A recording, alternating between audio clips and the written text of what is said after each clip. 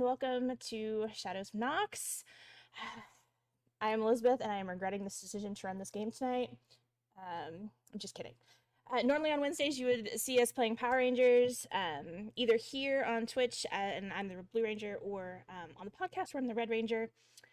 Sorry, there's a lot of Power Rangers here tonight, and I had to remember that I was talking about myself. Anyway, I'm also here Sundays running Call of Cthulhu. Tonight, instead of Power Rangers, because the GM is taking the month off for some personal projects, I will be running Blades in the Dark. Content warnings include language, murder, scary things, creepy dolls or mannequins, occult practices, violence, blood, gore, and possibly drug or alcohol use. We're going to go around, we're going to introduce everybody. So who are you, where can we find you, and who are you playing tonight? I'm going to go around as I see it, so Grim. Okay. Hi, I'm Grim. I'm usually busy with Shadows of Nox stuff on Wednesdays, either doing Power Ranger Centurion as the Red Ranger, or I have joined the podcast as of Season 3, playing the Green Ranger. And soon, hopefully, we should start broadcasting Being Villainous, which is the game where we record on Mondays, for people to be able to enjoy the terrible war crimes that the group has already committed after 3 sessions. And I'm looking forward to it. Pretty soon, I should start reappearing on Lucas Variety for Fallout, where I get to reprise my role as Lucky, and I'm super looking forward to that. I forgot I'll be there too. I always forget that. Yeah. Oh, that's it for me. Who are you playing tonight? Oh, I'm playing Dirge, the Whisperer, a guy who has an inordinate love of ghosts. Not to say love, but he likes to use them and fuck with people using ghosts. I'm just gonna let that go. Too easy. There's an entire movie about that, actually. Moving on. Let that go too. Yeah. Let that go too. We'll talk about that later, because I'm curious. Anyway. No, the movie Ghost, where she literally has a love affair with the ghost of her dead husband. It's a whole thing. That went in a way different direction than I thought it was going to. Anyway, John, who are you? Where can we find you? And who are you playing tonight? Hello, hi, my name is John Blair. I am not a furry. In case anyone was curious, I am not part of the furry community. If you are, wait, I'm not. What a strong start. It's I blame Katie. I am here also on Wednesdays as a Power Ranger, both of the pink variety on Centurion as Felix Boucheron, the sassy man with the pink pajamas, and on the podcast as Brooke Kerrigan, a lovable, aloof, big man baseball boy. You can also find me on Being Villainous as a centaur man. Again, I'm not a furry. And that's it for now. There might be other things in the future. You can also find me on eBay buying exorbitant amounts of Bionicle for extremely inflated prices because I don't have any self-control. And who are you playing tonight? Oh, I'm playing Vay Grine, aka Sawtooth. I am a cutter. Thank you. Okay. Katie. I am not a furry. I swear there's reasons why we had those conversations before we started. And somehow I think it is one of the John's faults that is involved with this channel. Absolutely. I don't know which one, but it's definitely one of the two, for sure. Anyway, hi. I am Katie. I am Dungeon Mistress Katie and all the things. You can find me usually on Wednesday nights playing the Yellow Ranger, Leah Mackenzie. But not tonight because, like she said, our lovely GM had other more important things to do than play with us. It's fine. And also, I'm here on Sundays playing Cthulhu with our lovely Isabeth as a GM. And Tuesdays and Saturdays, I'm over on Deed Denial playing Shadowrun and D&D. Yeah, that's the one. Tuesdays and Saturdays, respectively. And then if I'm not doing that, I'm probably doing one of the many shows that I have lined up, which is great, but also it's a lot to look at. It's overwhelming when you look at your voice lessons for the Saturday and you have 5 songs to prepare. Oh, wow. In one session, because we have so many things happening over the course of the next week. That's Anyway, fun, though.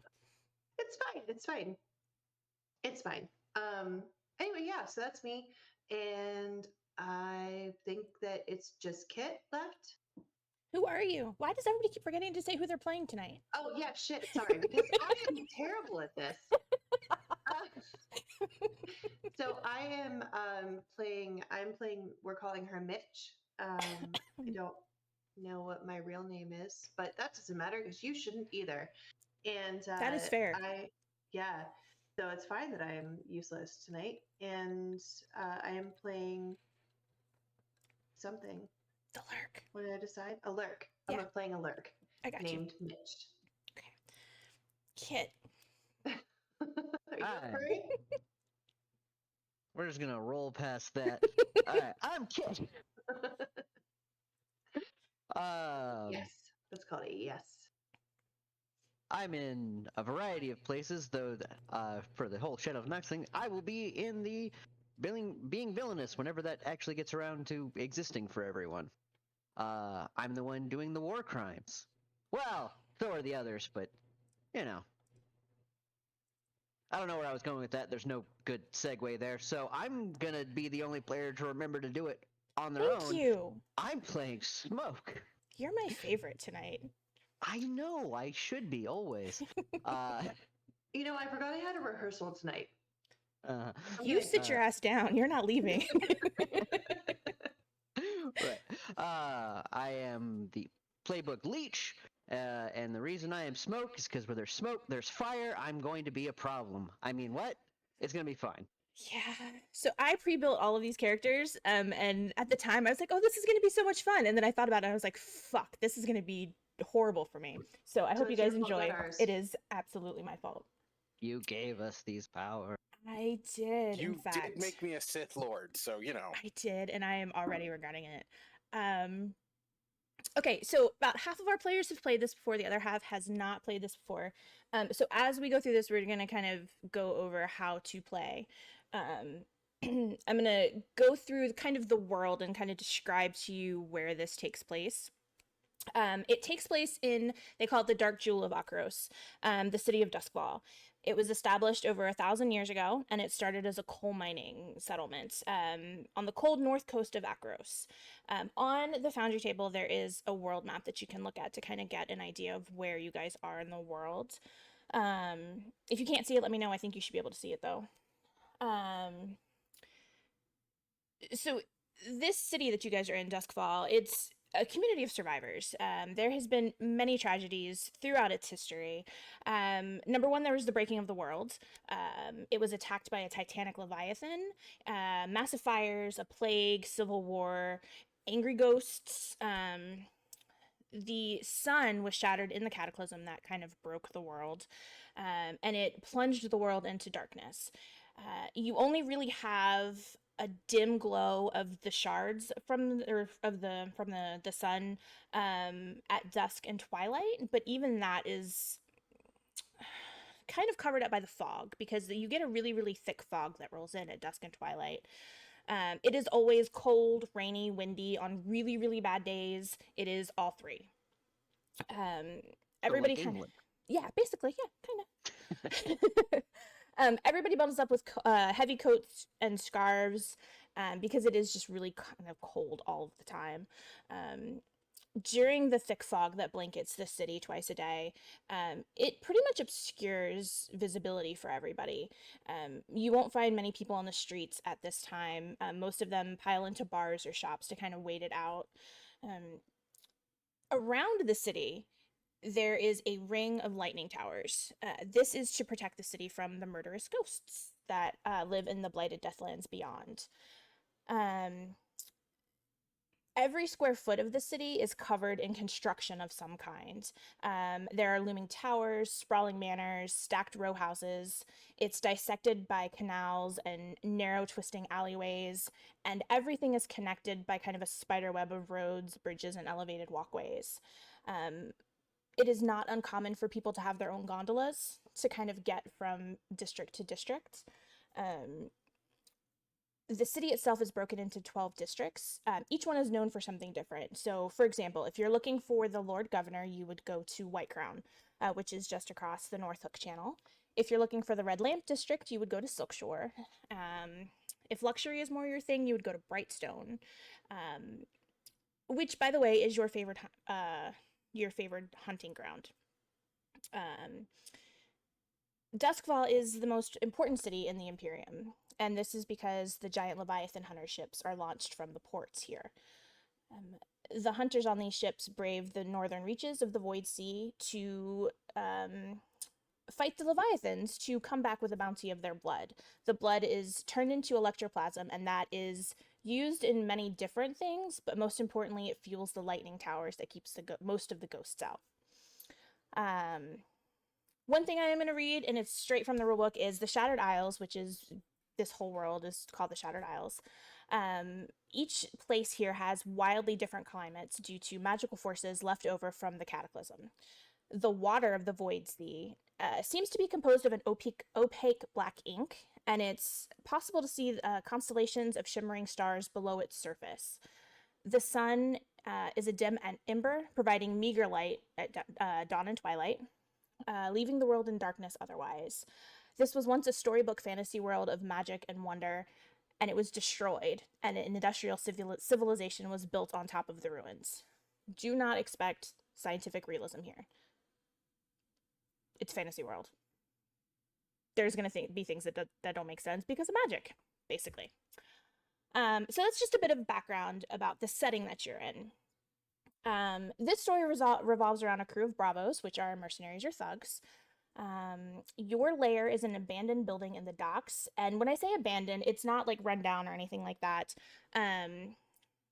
You did a favor for the ward boss here, a guy named Walker, and because you did that, he kind of got rid of the squatters that were in the building that you currently call your lair, and as a thank you, he kind of gave you free reign of this building. If you go to either the Doskvol map, like the main Doskvol map, or the map of the docks, you will... You still have your teapot, Cassie. You can see where I've marked where I've put your lair, which I think everybody has seen it at this point. This particular group of bravos, and did you guys finally decide on a crew name? I think we were going to go with Katie's suggestion. I'm sorry? Yeah. What is it? Smash or pass. Smash or pass? Okay. This... Oh, You're welcome. thank you.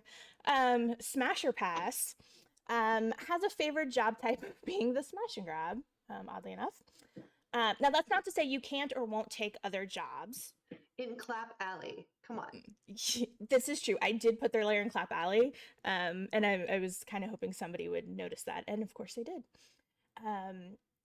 This means when you prep for a job that is your preferred type, so when you prep for a smash and grab, you get +1 dice to gather information rolls, and you get a free downtime activity to contribute to the operation. Since you are bravos and smash and grab is your favorite job, I've marked Brightstone as your hunting ground because that's where all the rich people are. That's where all like the really, really fancy shops are. So if you're going to steal stuff, you might as well steal the good stuff. Now, you can change that if you want. I will give you the opportunity now if you want to change that. But I will tell you this first job is in Brightstone. If that. I'm sorry, the Church of Ecstasy? Oh, can you see that? You're not supposed to see that, but that's fine. Yes, we can see that. It's cool. It's fine. I don't care. These are You can see choices that. Yes, I you can see made. the Church of Ecstasy. Yes, I can. I would like you to know that I add a lot of things to my world, and most of them are Innuendos. yes. I did not add this. This is actually like the Church of Doskvol is the Church of Ecstasy. Just so you know, Sure. I didn't do Religion's this time. fun. It's in the fucking book. I swear to you. Religion's It's a lot not of me. fun in Doskvol. It is. It really is. So yeah, if you want to change your favorite your hunting ground to somewhere else, you can. Nope. But you need to make that choice now. I'm I good think with Flat stealing Valley's from the fine. rich. Okay. Flat Valley sounds great. All right. So, um, Set some crosses real quick, on we're gonna kind fire. of go into the flow of how this game works because it's a little do different from that. like D&D and Shadowrun. The first part of the game is free play, and that is basically when you're gathering information, you're choosing your target or your plan, RP between characters, that sort of thing. After that, once you've gotten your information, you've picked your target, you've picked your job, we do engagement rolls. And that is essentially that's the start of your job. And what we'll do is I will ask you a series of questions, and you will tell me based on that question reasons you believe you should get extra dice towards this roll while I'm taking dice away from you. I will do the roll, and that basically sets your position, how well the start of this job went, how badly what kind of bad position are you guys in at the start. And then it jumps right into the job. You don't get any time to plan. You don't get any time. There's no plan of attack. You're just there. And then you have your downtime afterwards. Now, I do need to point out that we can occasionally do flashbacks to be like, hey, Yes. look, we ran into this situation and we, quote, planned for it. Yeah, so the way the flashback works is, for example, say you guys are breaking into somebody's house, and we start it and you're outside and there's a bunch of guards out there. One of you can say, well, I want to do a flashback where I showed up yesterday and I set some charges in the trash bin over there so that I can cause a distraction. So we would do those rolls, and as long as you pass your rolls, you would kind of describe to me exactly what you were doing, and then we would go back to the present where you're ready to set off this distraction that you have set up. The only thing you can't do is you cannot change something specific. So say you guys got caught and you were being arrested. You can't say, well, I want to do a flashback so I can kill this cop that's arresting us, so he can't be here to arrest us. Because it's happening, you can't change the fact that it's actually happening, but you can do things to kind of get yourself out of it, to set up a way to get out of it, if that makes sense. Yeah, like we paid off this captain the night Right. before. We got arrested, but the captain lets us go. Right. Or you can say, well, I want to set up a flashback where I frame another crew to make it look like they're framing us, so they just let us go or something, and arrest the other crew, something like that. So we are going to go ahead and start with free play. And I'm going to start this off by asking you guys a question. You guys have a crew contact. It is Walker. He is the ward, like I said, he's the ward boss for the docks. This is a trusted person that you can go to for information. He can kind of contact you for jobs. Like if somebody comes to him and says, hey, well, I need a crew for this job, he can kind of point them in your direction, that sort of thing. He has a bar that has a tattoo parlor in the back. Out front, the sign says Drunken Leviathan. And then around the back where the tattoo parlor is, there's another door that reads the Mad Tatter. Most of the patrons for the bar and the tattoo parlor work in the docks. But he does have an office where he can kind of conduct his other business. My question is this. If he wanted to talk to you, how do you guys go about setting up a meeting with him? Does he just send somebody to kind of say, hey, he wants you to come by the bar? Like how does it work? How do you guys meet, and where do you guys typically meet him? I mean, I haven't been picturing, being all that subtle, so I imagine just a runner being sent to where we're at. Especially if he's the one who gave us where we, hang out. It's not like he doesn't already know. Yeah, he's also a trusted individual, so I'm pretty sure at least one of us frequents his establishment at a pretty consistent basis. Like, one of us is there pretty consistently. It doesn't matter who, I think, since we know we can trust him. Okay. I think it's me. I think it's me. My is fair. vice is stupor, so I do like to get drunk. So Oh, there you go. I will also mention really quick in the notes section on your character sheet, you have your friend and your foe. So just kind of take a look at that to see who your friend is and who your foe is. So you guys get somebody comes by and says, "Hey, the big boss wants to has a job, has a potential job for you. He wants you to come by the bar." When you guys get a free minute. sounds good. I could use a drink. You always say that, no matter what's going on. Okay, It's but 'cause he's I not can wrong. always use a drink. It's been a long day. Let's just go. Okay. All right. So you guys show up at the bar. As you walk into the bar, it is quite busy. As you walk in, his daughter Margaret is working, and she kind of smiles and winks at Mitch. Margaret is about 5 foot, very well endowed. She always wears a low cut blouse, or if she's wearing a button up shirt, the first 5 buttons are always unbuttoned. A black skirt, which is longer in the back and relatively short in the front, and knee high black boots. Fair skinned with golden hair and green eyes. She's very, very pretty. And she knows how to get good tips.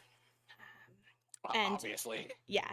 And she has a particular interest in Mitch. Whenever Mitch comes in, she always makes sure to get her a drink, smile, make sure she talks to her.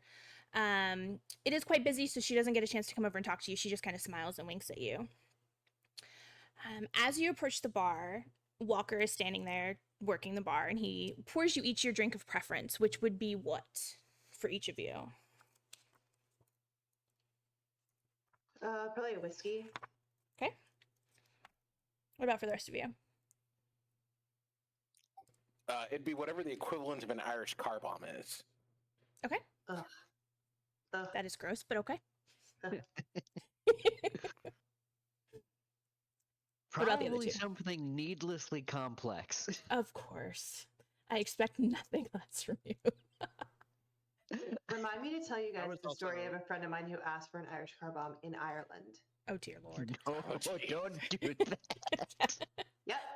Like a year and a half ago on his trip to Ireland, he's like, I can't believe they didn't know how to make it. They did. They just wouldn't because you're a fucking idiot. Idiot, yeah. No, they know Salt. how to make the original. It goes a little differently, though. It's the kind of thing Smoke is really into. Sawtooth, what is your drink of preference? I was also going to say whiskey.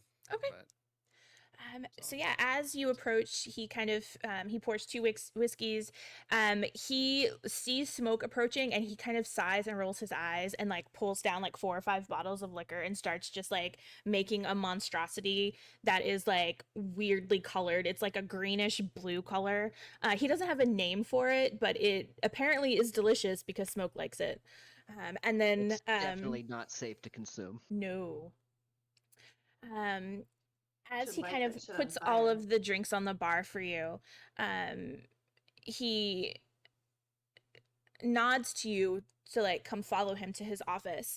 And as he walks back to lead you to his office, he kind of yells at a young man to watch the bar. Walker is relatively short and stout. He's about 5'3".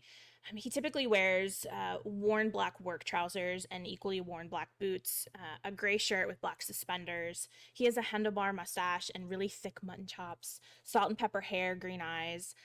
He is a very pleasant man if you're on his good side. You have all been around him long enough to know that this is not a man that you want to cross. And thankfully, he enjoys your presence. He thinks that you guys are all fun. He doesn't mind helping you guys out. He leads you to his office, which is full of mismatched furniture. Most of it is scuffed and worn. He sits behind his desk, and the chair he sits in creaks really loudly because it is quite old. And he tells you, so I might have a job. I might have a job that you guys might want. Please sit down. There's a couple of chairs. There's enough chairs for everybody. There's a new man in town, and he's looking for a crew with your reputation. What's the Oh. job? I'm just the middleman. All I know is he needs a crew to break into a well-known building and steal something. Anything else you find is yours to keep, as long as you return the item he's looking for to him. I told him if you were interested, I would let him know. So, you interested? Are we doing this? What can you tell us about him? Not a whole lot, but he's here in the bar. He said he was gonna wait. I don't. How He's much been is he here. paying? I'm sorry. How much is he paying? I'm gonna let him talk. If you're interested, if you want to know more, I'll go get him, and he can tell you all this.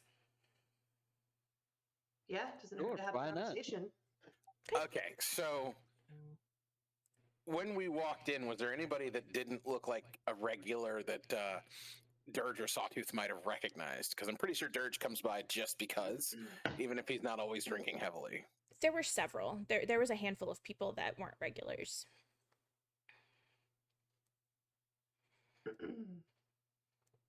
Well, I'm up for work. I've been kind of bored. Yeah, I just want to break some shit. Okay. Honestly, Have you ever worked with this guy before? Me personally, no. Which is He's why I new, wanted yeah. him. I wanted him to meet you here because I figured if he's gonna start some shit, this is not the place he's gonna want to start some shit. Yeah, I guess we can meet him. I could light some shit on fire today. Can That's you my take? favorite part. If you guys are gonna light shit on fire, can you take it outside first? Come on now. No, I'm not setting your bar on fire. No, Okay, I'm just okay. saying, like, I'm Thank thinking, you. like, if we can break into some like churches and shit, light some shit on fire, I'll be good to go. Okay. We really don't need the Church of Ecstasy mad at us again. I mean, if they don't have to know it's us.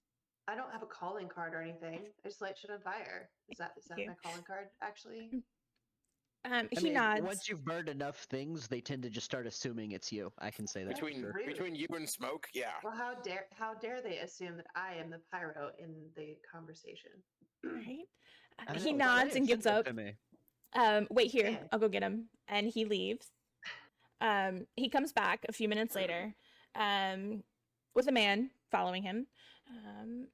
He comes in and says, "This is Tavian Boxa.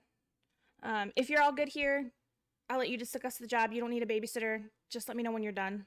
Is that cool? Are you guys good?" Yeah, we'll be good. Okay, Or don't. some approximation thereof. He points to you, Smoke, and says, I'm fucking serious. Don't light something on fire What? again. Not. I'm not I gonna do wouldn't it in your hear. bar. Probably. I learned. Just- Honestly. I'm Good. actually half surprised he doesn't order some kind of weird drink you have to light on fire before he drinks it. They won't That's what I serve thought them it to was Don't. too. They won't serve them to me Yeah. anymore. Walker looks at him and anymore. says, "You know that we will not do that for him ever again." And then Right. he walks out. The man that he leaves is Tycheros. And again, you guys know me well. I'm going to mispronounce everything, so just go with it. He is a very attractive man. Very tall, thin, muscular, shaggy black hair that is messy and curly, dark eyes. He has tattoos down his arms and his hands, and you can kind of see tattoos on his neck kind of peeking out of his shirt, which leads you to believe that his chest is probably fully tattooed as well. And the tattoos look natural. They don't actually look like they've been tattooed on him. It almost looks like birthmarks all over his body. Being that he and I are from the same place, do they have any significance that I might know of? I hate you so much. I forgot that I made you from that place. Yes, actually. There is a very, very particular mark on his hands that you recognize to be people that are born into a particular order. Are born with these marks on their body, whether it's on their hands or somewhere else. And it is an order of vampire hunters. Oh, are we going after vampires? Can I set them on fire?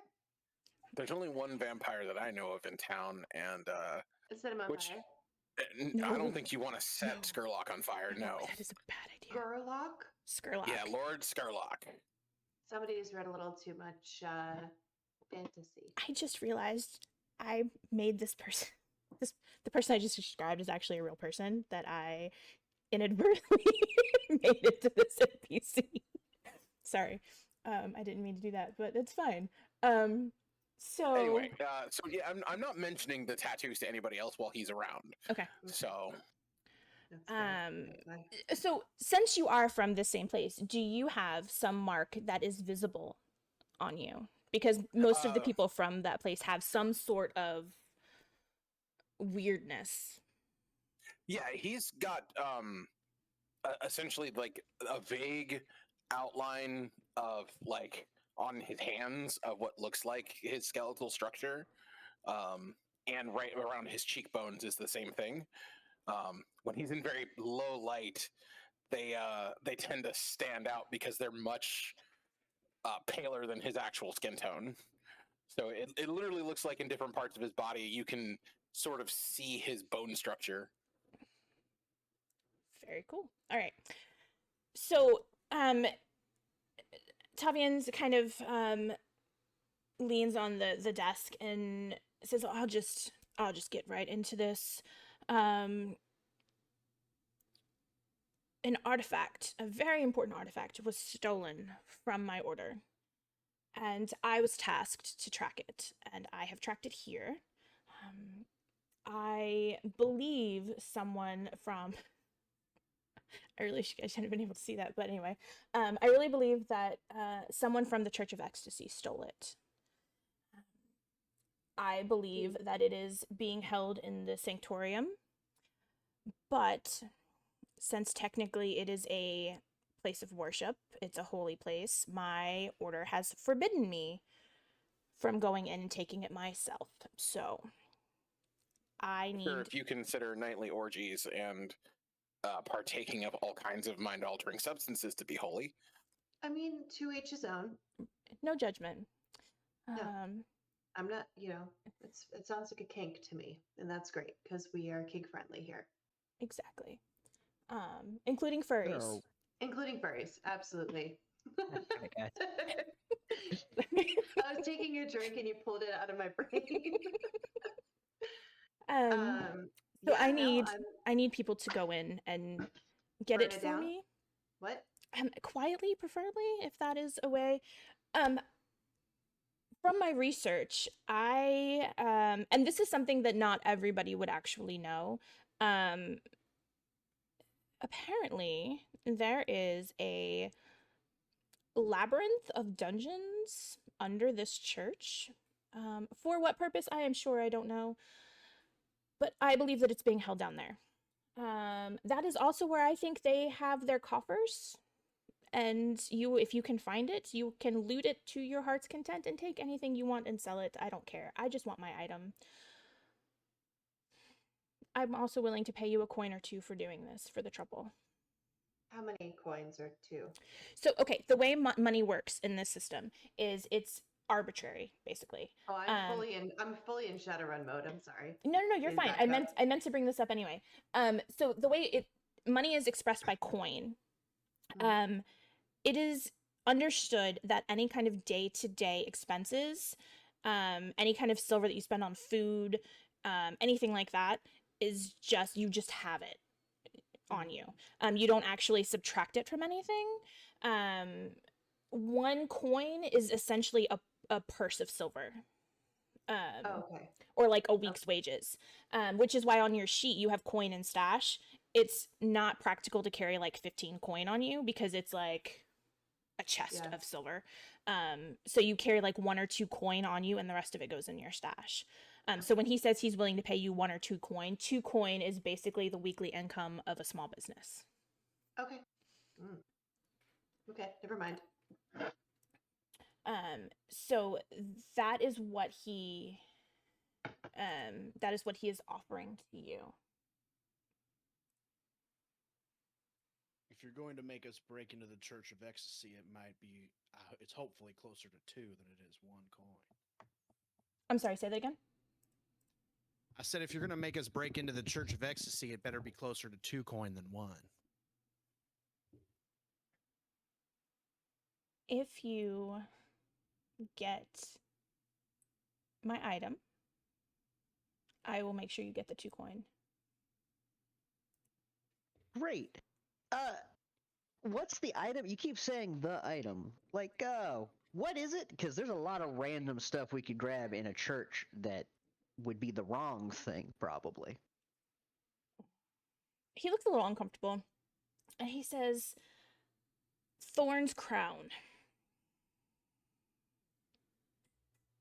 Am I supposed to know what that is? I was about to ask because that sounds familiar to me.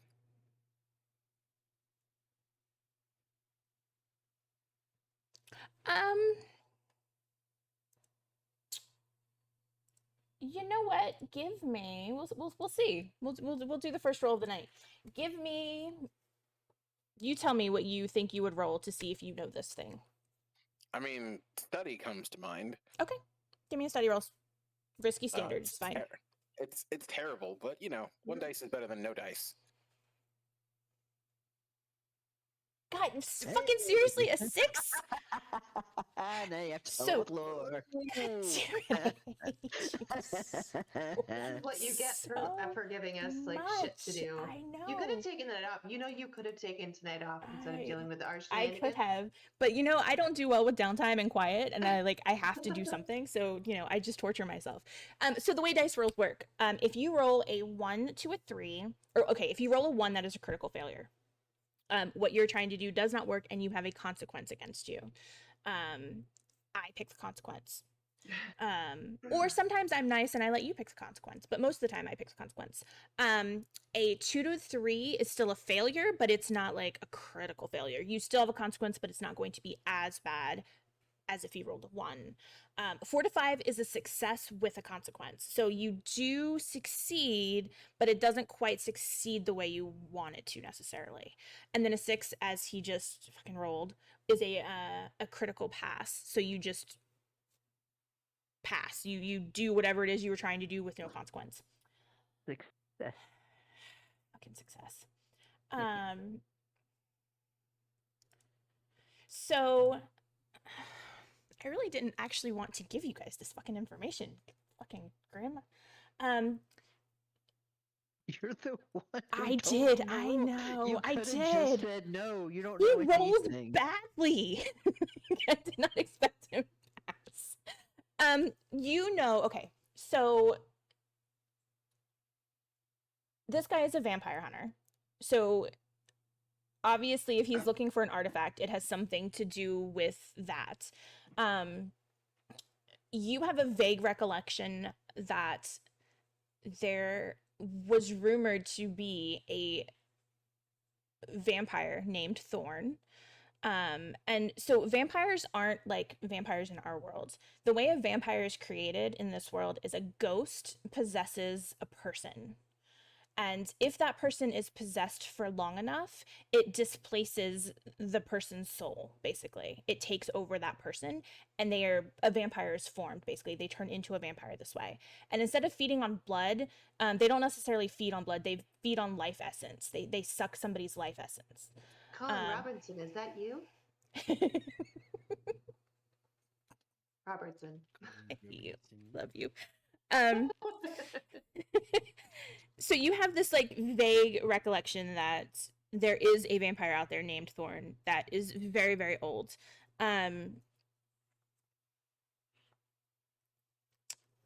You also know that this particular vampire, if this particular vampire existed, it didn't suffer like the rage. It didn't suffer the emotions that ghosts and vampires typically have associated with them. Which kind of made them an anomaly. So that is what you know of Thorn. You've never heard of anything called Thorn's crown necessarily, but you do know the name Thorn. Okay, I'm gonna keep that one quiet too. Okay. Because this is something that needs to be discussed with the group when our potential employer is not around. Okay. Is this actually a crown, or is it some other item? I don't know. I was told to find Thorn's crown, and I tracked it here. As for what it actually is, I don't actually have that information. I'm hoping that you will be able to find it and bring it to me. So you don't know what it looks like? No. I know that it is small enough that you can carry it. I know that it is shrouded by a lot of magic. But as far as what it actually is, I don't know. I was told that it resembles a crown.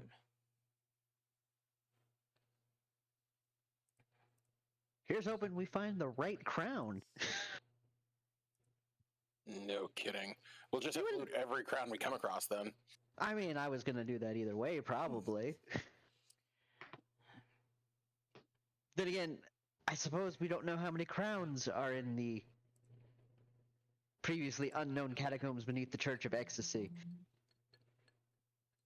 It's either going to be a lot or a little. This is going to be a lot or a little. There's going to be no middle ground on this, I feel like. You do know that, so the Church of Ecstasy, for anybody that does not know, this is this, and I put this in quotes, state religion for Doskvol. It honors the life of the body and abhors corrupted spirits. There is a group in this world called the Spirit Wardens, and their entire job is when somebody dies, they are alerted, and they have to go get this body and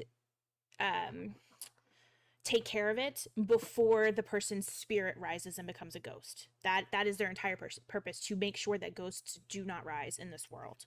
They burn them? They take it. They basically take it to the crematorium, and there's like a special like ritual that they do to ensure that when they dispose of the body, the spirit is basically destroyed as well, so it doesn't rise. The church does not support the spirits in the world. Like they want a world where it is a pure body without like ghosts. Ghost bad. There is, and this is public knowledge, but nobody has ever actually been able to find it, which is saying a lot because Doskvol is full of fucking criminals. There's a large treasury of tithes from the citizens. So coin that people have donated to the church, items that people have donated to the church, their coffer. I mean, this is a very wealthy church because a lot of people have donated to them, but nobody has ever actually been able to find their treasury.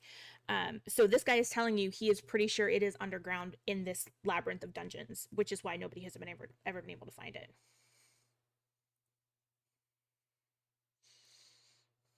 We're gonna find so much stuff and take it. And then, hypothetically speaking, if you were to set a fire in the bowels of a basement, what would happen to the church on top of the basement? Would you think it might burn down? Like, would it maybe just like fall in? Like, I'm just hypothetically speaking, I don't know. So I feel like either Mitch and Smoke are best friends or they're horrible rivals. I think it depends on the day. That is fair. It can be both. That is both fair. Can be true. That is fair. So they can totally be frenemies. Do you guys take this job? Are you going to accept these terms? Sure. Okay. Why not? I'm incredibly broke and need money. Let's do it. Fair enough. So, and I'm bored, so that is as good a reason as any. He leaves you. We are going to do gathering information. Do you share this information that you know, Dirge? I was actually about to. Okay. Like, okay, so two things. This is kind of important. Number one, that guy is part of an order of vampire hunters. Don't ask me how I know. Just know that I know. Neat. No?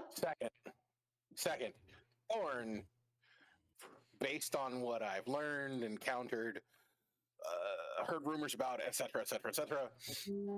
Thorn is apparently a very old vampire that wasn't like super angry and bloodthirsty like they normally are. So that was weird in and of itself, which is why I had to ask if the crown of Thorn was literally a crown or if it was something else, because it could be a skull. Like his skull? Possibly. Well, there's bound to be a couple of those down in those catacombs. And I wouldn't be surprised. However, I doubt we're going to run into a skull that is magic. I wouldn't bet against it. After that came out of my mouth, I realized how wrong that statement was. Don't worry. If we find any magical skulls that try and kill us, I know the answer. Fire.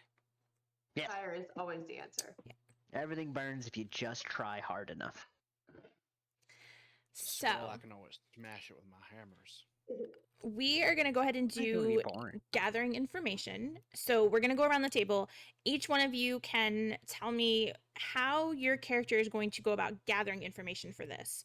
It can be, you can talk to your friend, like if you have a friend that you think would be on your sheet, like your friend on your sheet. If you think that person would be able to help you with information, you can go to that friend. If you have a foe that you think might give you information, you could always go to your foe and kind of command this person to tell you. You can bribe people for stuff. You might be able to see if you can find like blueprints or something, anything like that. So we're gonna go around, and if if more than one of you want to do the same thing, you guys can work together to do these things. So we're gonna kind of go around, and then we'll do dice rolls to see what kind of information you guys get. So Grim, Dirge, what do you want to do? I want to go to, and then of course I'm going to warn the group not to come into the room I'm going to commandeer, but I'm going to go to our base, and then I'm going to go to the room where I summon ghosts, and summon a ghost to scout the church.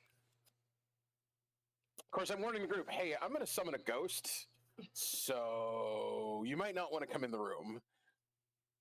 Every time I run this game, every single time, I have one player that insists on summoning a demon or a ghost.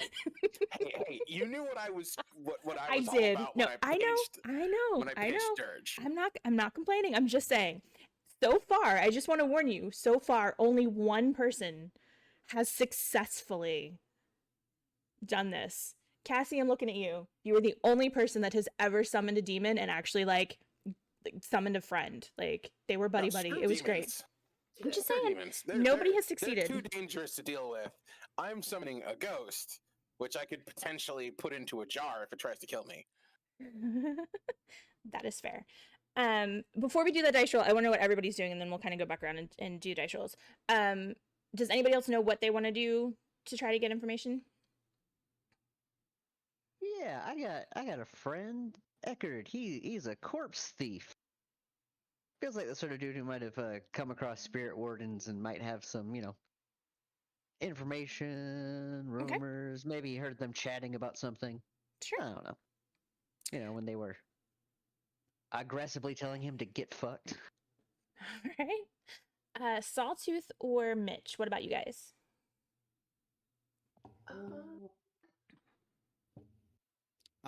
I was thinking maybe I have a foe named Grace who's an extortionist, so it's possible that she has gotten some sort of information through violence of some matter that is in regards to the church. Maybe I can talk to them. I don't know. Okay. What about Maybe Mitch? I can make them talk to me. Yeah, you can do that. I keep trying to open up new damn browsers is what I try to keep doing because it's fine. I kind of wanted to go to is there a library in town and just kind of read up on things? Sure. Yeah, we can do that. Yeah. So, Dirge, 2 things, maybe 3 things. What does it look like when you summon a spirit? What does your spirit mask look like? Because you have to kind of put your spirit mask on. And what do your spirit bottles look like? Okay, so let's start with the items first. The spirit mask itself is actually more meant to evoke as little as possible from those viewing it. So it's largely featureless, with the exception of he still has the the markings where his own skin has the highlights for his cheekbones. And then the eyes are actually laid over with a very light mesh, so you can't see his eyes, but he can still see through it. Other than that, it is painted a very sort of off-putting white color. So it looks kind of like bleached bones that have some sort of weird grayish markings to them. And the spirit bottles themselves are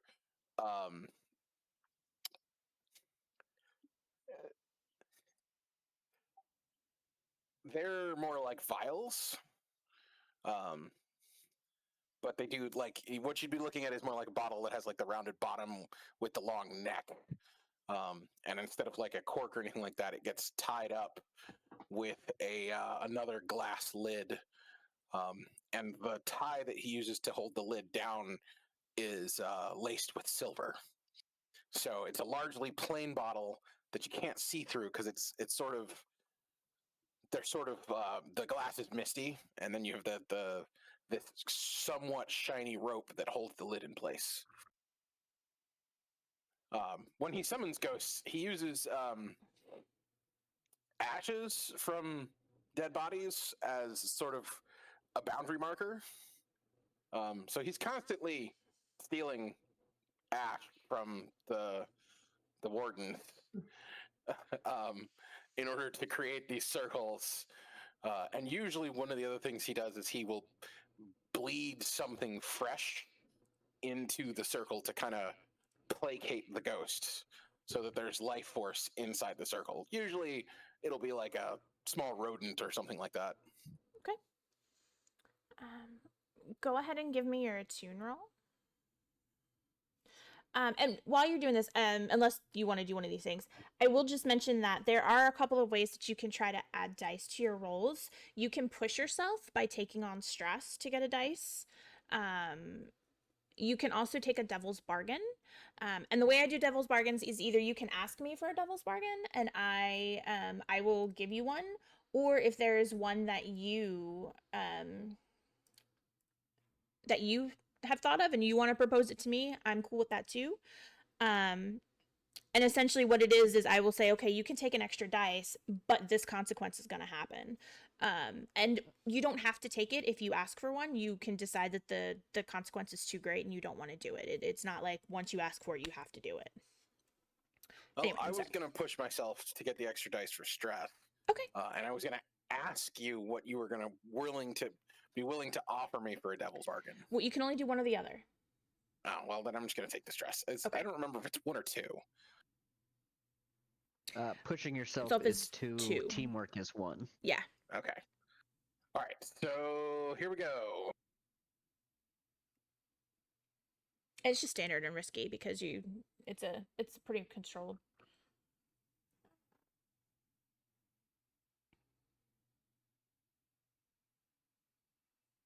I'm trying to check something here.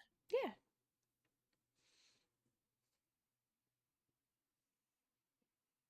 I'm just making sure whether or not I actually had anything that helps, any skills or abilities that helped with this role, but I don't.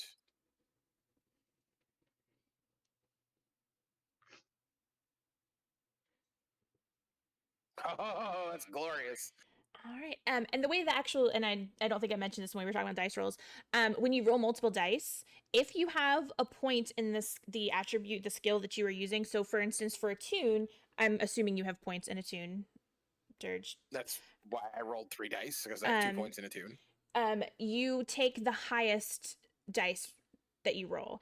If you do not have any points in the skill that you are rolling, you automatically roll 2 dice and you take the lower of the 2. So his highest was a 3. I'm gonna say I don't really want to give you any too bad of consequences right now. So I'm gonna say no spirits showed up. And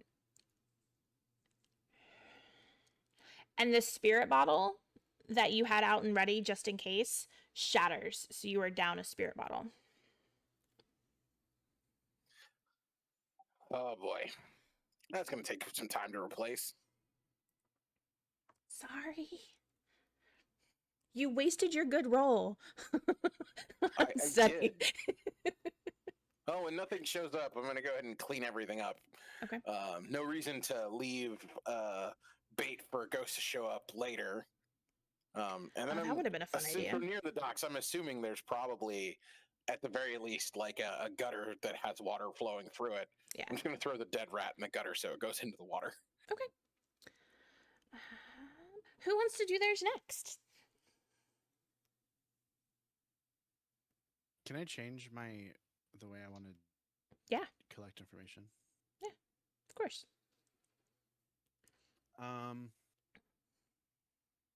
Instead of talking to my foe, which I think will probably be a bad idea.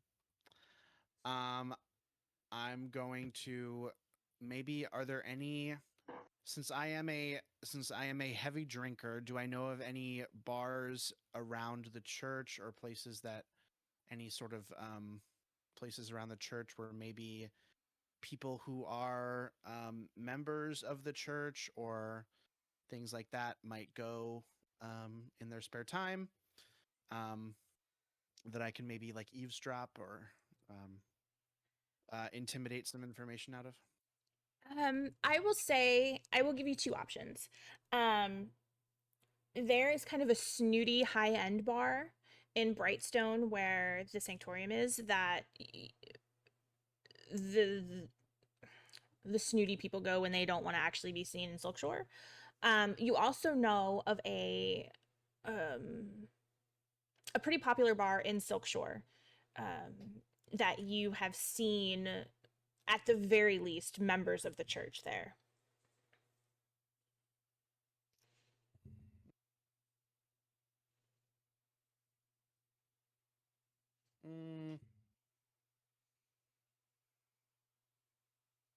I think I'm going to go with the Silkshore option. I'm so glad you said that. Always Sorry. a great sign. Sorry. That's the one you're gonna go with. No, it's nothing bad. It's nothing bad. I promise. It's nothing bad. There is a bar that is now canon in all of my worlds that I use every time I run this game. The name of the bar that you are going to is the Tank and Spank. Good. Hell yeah, it is, dude. Elizabeth, I didn't know you were so dirty.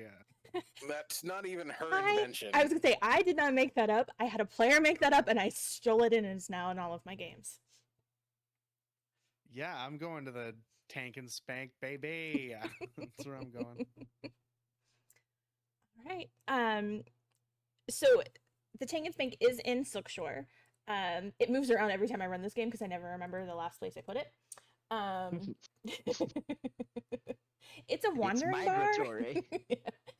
Either that or it's a One franchise. location gets closed. Yeah, they get like kicked out of wherever they're at, and they have to like open somewhere else. They are definitely failing health inspection. Absolutely.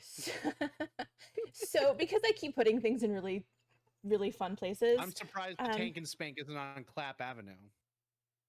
No, this They'd is never get you out if that was the case. It is on it is in the Bridge of Sighs. In Silkshore, and I just kind of marked it. Kind of. Hold on, let me fix With it. the little white? Oh, okay. Yeah. I see. It's in this little area over here. Is where the Tank and Spank is. The owner of the Tank and Spank is a older woman. Just my type. What? I said just my type. Yeah. She has very, very bright red hair, bright blue eyes. If you didn't Actually sounds like Yeah, it sounds like Lottie. I didn't think about that. Please don't tell Lottie I made her a madam in this game. Oh no. I don't think she. I think She'll she'll be fine love with it. it. Doesn't matter. Yeah. She would be absolutely cool with that. Absolutely. Oh god damn it.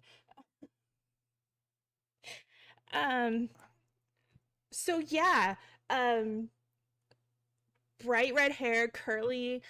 She is older, but she looks really young. She takes very good care of herself. Her name Good is Coco. Yeah. And if Lottie gets mad at me, I'm blaming all of you. It's fine. What did I do? Hey, I had nothing to do with this. If one goes down, you all go down. I definitely didn't agree to that. Well, you're part of the crew. Yeah, exactly. That's the way it rule. works. It is very, very busy in here. It is always very busy in here. This is a favorite spot. The girls are gorgeous. The drinks are cold. The music is nice. It is a very, very popular place. Is the barmaiden's name actually Coco, or you? Or Sure. What is the barmaid? Yeah, no, I'm naming her Coco. Oh damn, cool. All right. I play this out, yeah. Yeah. Okay. I'm I going feel to. like Sawtooth has a new favorite bar. Oh, it's been my favorite bar. I'm going to. Is there any space? Can I make room for myself at the bar? You said you are a regular here, is that right? I'm a regular at a lot of places, I think. Okay. Yeah. If you're a regular here, especially if you tip well, if Coco sees you coming in, she will. Hey, you move. Come on, get up. Hey, come on, hon. Here's your spot. Oh, thank you so much, Coco. I really appreciate that. Of I'd course. love a nice big ale from you when you have a second. Oh, sure thing, hon. I'll be right back. And she kind of like saunters away and comes back pretty quickly and sets it down in front of you and says, "I'm not used to seeing you here around this time of day. What's going on?" To be honest, I came here maybe hoping to hear a few things or see a few people. Oh. I'm wondering if maybe you've seen anyone come through these doors that's one of the members of that Church of Ecstasy. I do have some patrons that come in that are. I have a couple that are members, and then every so often I have people that work there come in. Any of them here right now? Give me a sec, and I'll let you know. And it is a rather large building. That question, sure. As I ask that question, I will kind of like put a little bit of extra monetary incentive on the bar next to my drink.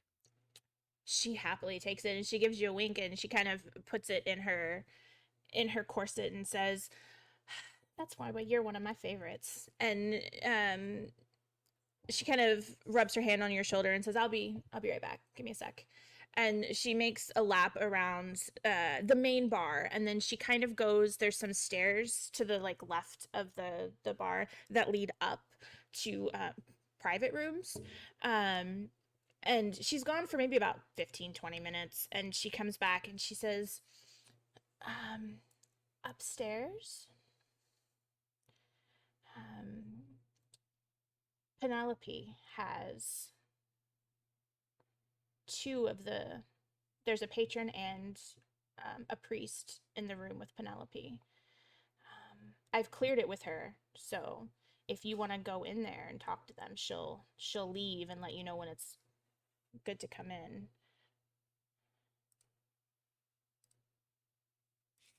I seem to have written myself into a interesting predicament.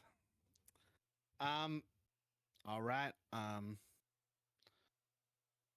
And you know the rule here is that if you go up in the private rooms, you don't take you take one weapon with you, but that's the only weapon. The rest of the weapons get locked up. Right. And she kind of like winks at you. Right. One weapon, of course. Why would I ever disobey your rules? Yeah, I'm gonna make my way up to the private room. Oh God. Okay. You hear At least you're not trotting for trollops. This is, I mean, technically, Kay kind of is. So as you go upstairs, you hear a variety of interesting noises coming from all of these rooms. She tells you like it's the last room on the right, so you go down the hallway. As you're staying there, you're only waiting. What's up? Can I ask a clarifying question? Yeah. This priest and this other person from the church, are they I am assuming they are partaking in or they are attempting to partake in some sort of unchurch-like Yes. conduct with Absolutely. this Penelope lady? Yes. I was going to say, it's the Church of Ecstasy. How is this unchurch-like for them? Yeah. They're gonna have a very nice, fully clothed discussion. He's trying to Sickening. convert her. It's fine. So okay. Can I ask a lore question then? Sure. So the Church of Ecstasy is like literally like they're like is it like a Church of Ecstasy? Like is that really like what the deal with it No, is? it's more just what they're called. It's not like a sex cult or like a sex church. It's basically, I mean, I guess it kind of is, but not really. They worship the pure body. They are against spirits leaving the body and ghosts roaming the world. So it's not like the Catholic Church where it's like strict rules. It's just we want the body to be pure. When you die, we want the body to be disposed of in a proper manner so that your spirit cannot rise. That sort of thing. Okay.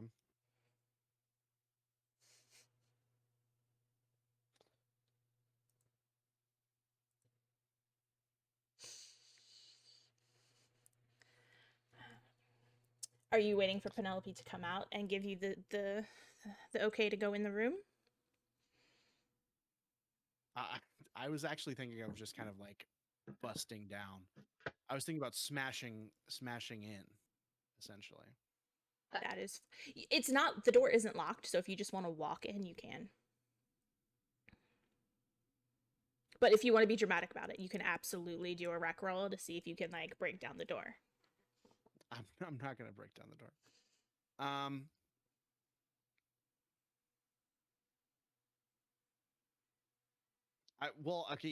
mean, I do want to go in there. I'm just trying to think of like what I could say to these people, what I want to say to these people. And you said it was a priest? One of them is a And who priest and else? one is a patron. A patron of the church. Mhm. I almost wonder if I could can I wait for them to leave the room? Yeah, absolutely. Are you waiting up there, like outside of the room, like in the hallway, or are you going back downstairs to wait for them to come down?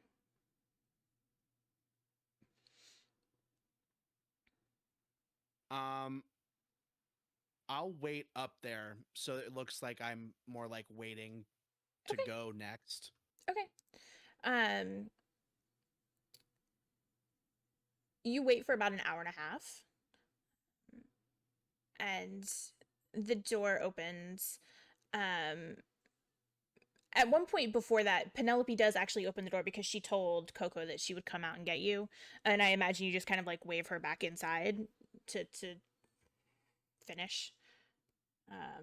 Is that correct?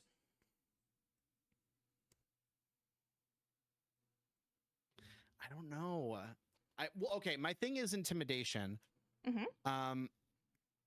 It's kind of one of my skills. So I think I feel like if you go in there, they will not be expecting you, and they will actually be intimidated by some like big guy coming in when they think they're about to get their dick wet. Okay, great. Thank you so much. Yes. Yeah, so I lied. I'm going to gently knock on the door,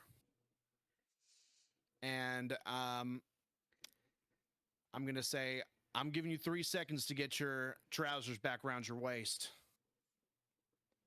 1, 2, and then I'm gonna like kind of like kick in the door, not break it, but like just open it. Okay. And When you do that, you see Penelope is standing up against the wall with just the most amused look on her face. This is like the best part of her day. She is having so much fun right now. These guys are bad tippers. Like, she is so excited that you interrupted this whole like ordeal for her, because that means she can move on to somebody else that's actually going to pay her. The two people in the room are kind of scrambling to like put clothes on. One is an older woman, and the other one is a younger man. The older woman is the priest. The younger man is the patron. The woman is the priest? The woman is the priest, yes. Oh. The man is kind of like in the process of pulling up his trousers. The priest has pulled her skirt up. She is still sitting there in a bra, and like they're both like wide-eyed and unsure what to do. Like, you burst in, like they hear you threaten, and they start to kind of like get dressed, and then the door opens and they both kind of like deer in headlights freeze.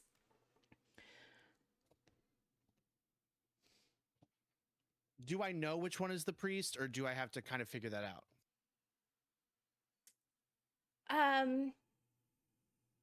Because I feel like the patron is not as know, important. Yeah. You know what I mean? So like, I'm gonna say it's hard to tell when you first, but if you kind of ask, they are startled enough, they will tell you. All right, I've only got business with one of you, Penelope. Thank you so much for being a dream. She gives you a kiss on the cheek, says, "Thank you, darling," and she walks out. I'll make sure you're not interrupted as she shuts the door behind her. I really do appreciate that. Now, I only have business with one of y'all. Which one of you is one of the priests at the Church of Ecstasy? The man is holding up his trousers, and he lets go to point at her, and they like start to fall back down around his feet. He pulls them up and starts to buckle. Does that mean I can go now? Please, you're not going to tell anybody about this, right? Please don't tell my mom.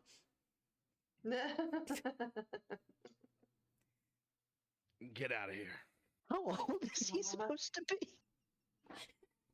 Please don't tell my mom. I mean, he's like 20. Yeah, I had him in my head as to be like mid-40s, but like or that, like, yeah, no, that works too. That's fine. Like lives in his mom's basement, kind of like that type. Like still really cares, like Bobby Boucher type. Yeah, absolutely. Yeah, so he's still like trying to button his pants and like pull his shirt on, and he's like he's leaving. So yeah, you are left with the priest.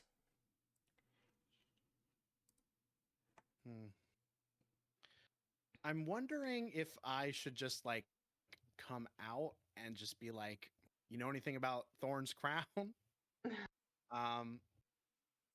I feel like I should maybe warm vampires. No Either way, whatsoever. I'm assuming you're going to be intimidating this person. I am, yeah. Please give me a command roll. So you are going to click on command, and you're going to have a box pop up. Leave it as risky and standard. If you want to take some stress to push yourself to get another dice, under the modifier, you would change that to +1. If you do not want to do that, if you don't want a devil's bargain, you just leave it at 0, and then you hit roll. A devil's bargain does what? One more time? Devil's bargain is something that I will offer to you. So I will say you can have an extra dice for your roll, but this is what's going to happen. And it may not be something immediate. It may be a consequence for later. Okay, can I use my savage ability to get another +1 in command? Yeah, absolutely. Scare the shit out of this woman. And that's just free. You can still push yourself or take a devil's bargain on top of it. I don't think I'm going to push myself. Okay. I'm scared of what your brain can come up with to mess with me later. Hey, it's nothing against you personally. It's honestly John McDonald's fault. Yeah, because you've played with John. So I want to point this out. The devil's bargain is where the GM gets to come up with the consequence. That's me. If you push yourself, you just take stress. You're spending your stress resource, which is essentially your mental health. Yeah, and I don't mess with you that way. Yeah. So I Stress can is- spend a stress to get an extra dice roll. You're saying? You Two spend stress, and you get an extra dice. So if you did that plus your savage, you would get 2 extra dice to roll for your command. So instead of a +2, I would be rolling at a +4. Let me look at your sheet.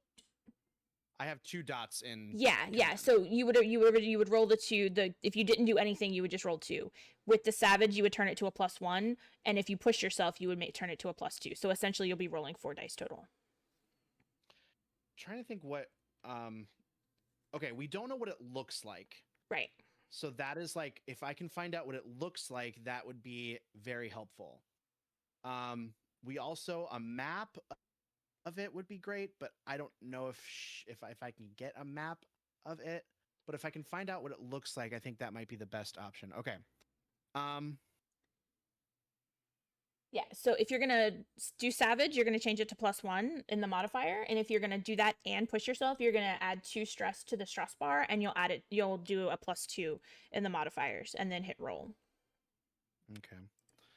Yeah, I'm gonna push myself, and I'm going to use my ability, and I'm gonna basically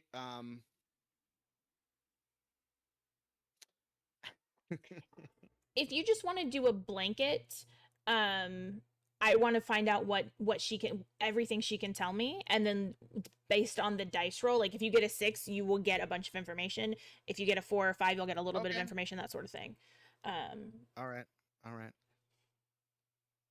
I'll roll. Okay. Partial So success. a 5, so that's not bad.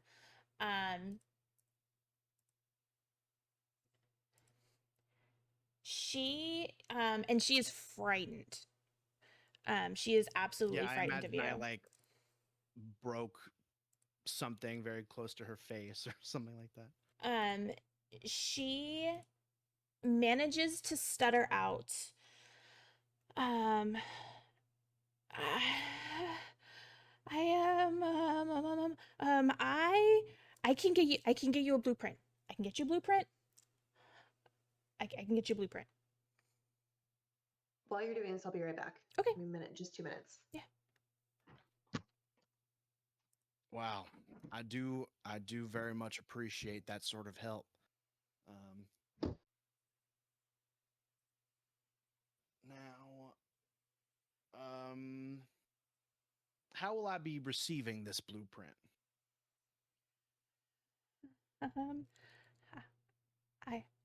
I'll have somebody bring it to you today. I'll have somebody bring it to you today.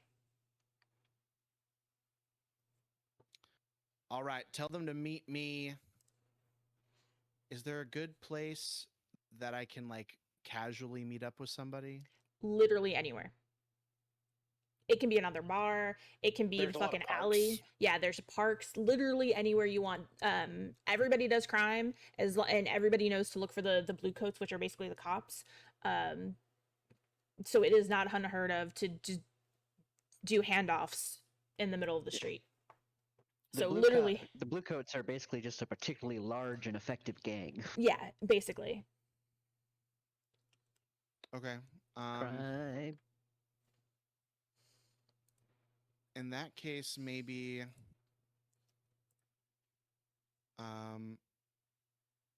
would it be stupid to have them handed off at like at whatchamacallit's place? At the Drunken Leviathan? Walker's area? Yeah, no, absolutely not. If you wanted, you could tell her to have them drop it off and leave it for Sawtooth at the Drunken Leviathan, and that's where and Walker will hold it for you and get it to you. Now listen here, sweetie, and I'm gonna take one of my hammers and I'm assuming there's a lamp on maybe one of the tables or nightstands or whatever, and I'm gonna like smash it, and then I'm gonna say, I don't want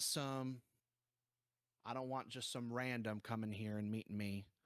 I want you to personally hand deliver it. I'd like you to come to the Drunken Leviathan and at this time. Okay. I'll say.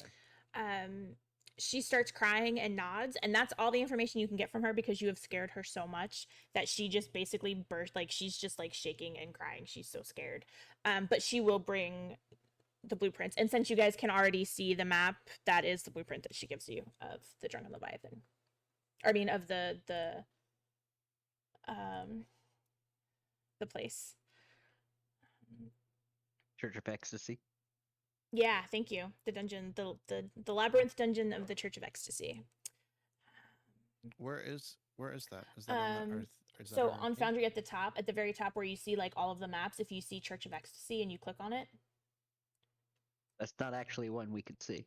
Oh, I thought you guys Yeah. could see it. Never mind. No, if you go to the we were Brightstone just map, on it says Brightstone, and there, I like, Church of Ecstasy is like highlighted. Oh yeah, no, Yeah, I misunderstood. Okay, yeah, no, there is a map that I will show you when you guys are all back together, and that will be the blueprint that you guys see. Is there anything else that you wanted to do for your gathering information? I don't think so. I think I got. got what you're gonna get. We came for, yeah. All right. We still have 2 more to get through for the gathering of the information. But we are going to go and take a quick, like 5-10 minute break here because we've been going for about an hour and a half. And then we will come back. We will do the last 2 gathering informations, and then we will jump into this little heist that you guys have planned. So thanks for watching. We will be back in about 5-10 minutes. Welcome back. We are doing gathering information. I did forget that for one of their things that they get for their crew is they get a +1 dice to gather information. So because of that, I'm gonna give Sawtooth some extra information when she drops the blueprint off.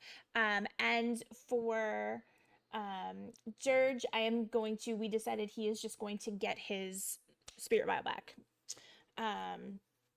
So Smoke and Mitch, what was it that you guys wanted to do? So I want to change what I want to do, Okay. if that's okay. Yeah. Because I realized that I just went right over the NPC you made have an interest in me. I want to go back to the bar and talk to the pretty waitress. Okay, that works. I don't have to be next. I just wanted to make sure that that was the thing that I Okay, go for it. It's fine. forget that I wanted to do. Yeah. Okay. Get your sheet real quick. She smiles at you, and it is a little slower in here. When you get back, it's still pretty busy, but it's not quite as busy. So she kind of smiles and winks at you again. When you walk in. Hey. And her name's Margaret, just in case. I don't remember if I said that or not, but I was hoping you didn't because I couldn't remember. okay. So, yes, her name is Margaret. Okay. Hey Margaret, how's your shift going? Oh, it's fine. How's your day going? Oh, just another day of being entirely innocent of all the crimes that people think that I'm doing. It's fine. So I was wondering if you'd heard anything about, I don't know, vampires in the area? Vampires? Mm-hmm. You came all the way back here to ask me about vampires? I mean, I feel like you hear a lot of things, and I feel like if anybody knows things, it's you.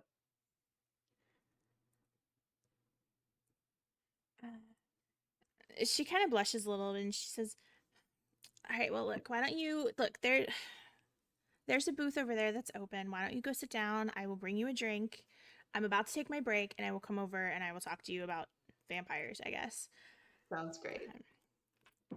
So she goes and she finishes up a couple of tables. She goes to the bar. She gets a couple whiskey, and she gets a whiskey for herself. She comes over and she sits down.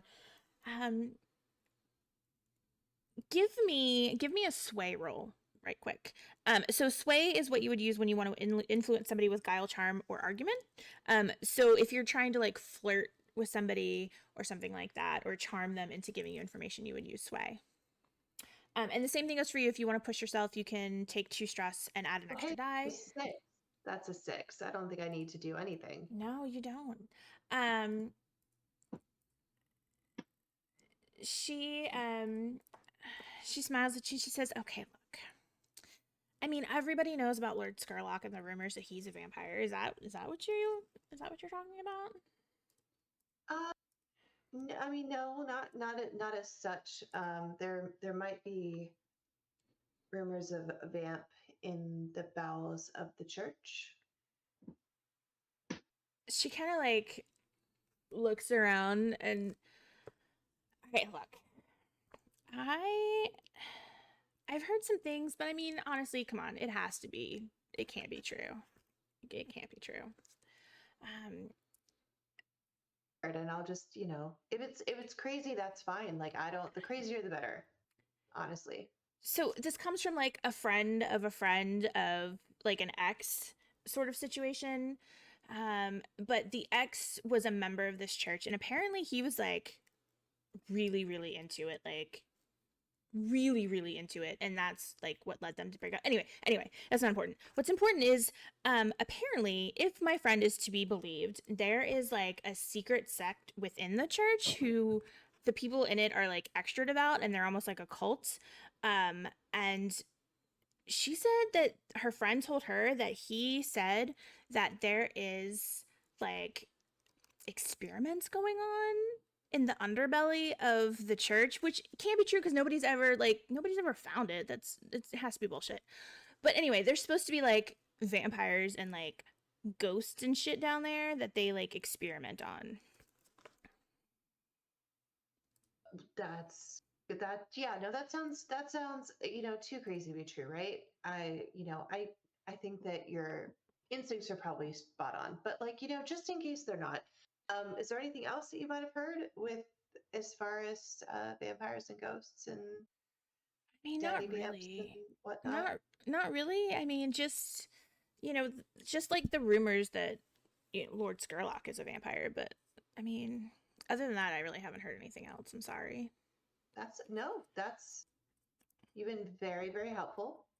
I knew you would be, so that's why I came back and talked to you about it. Thanks. I try.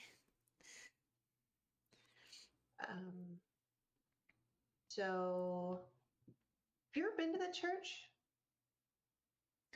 Me? No. Yeah. God, no. I mean, I'm Fuck not that a place. church person, so I really feel like those people are crazy, but that's just me. I would agree.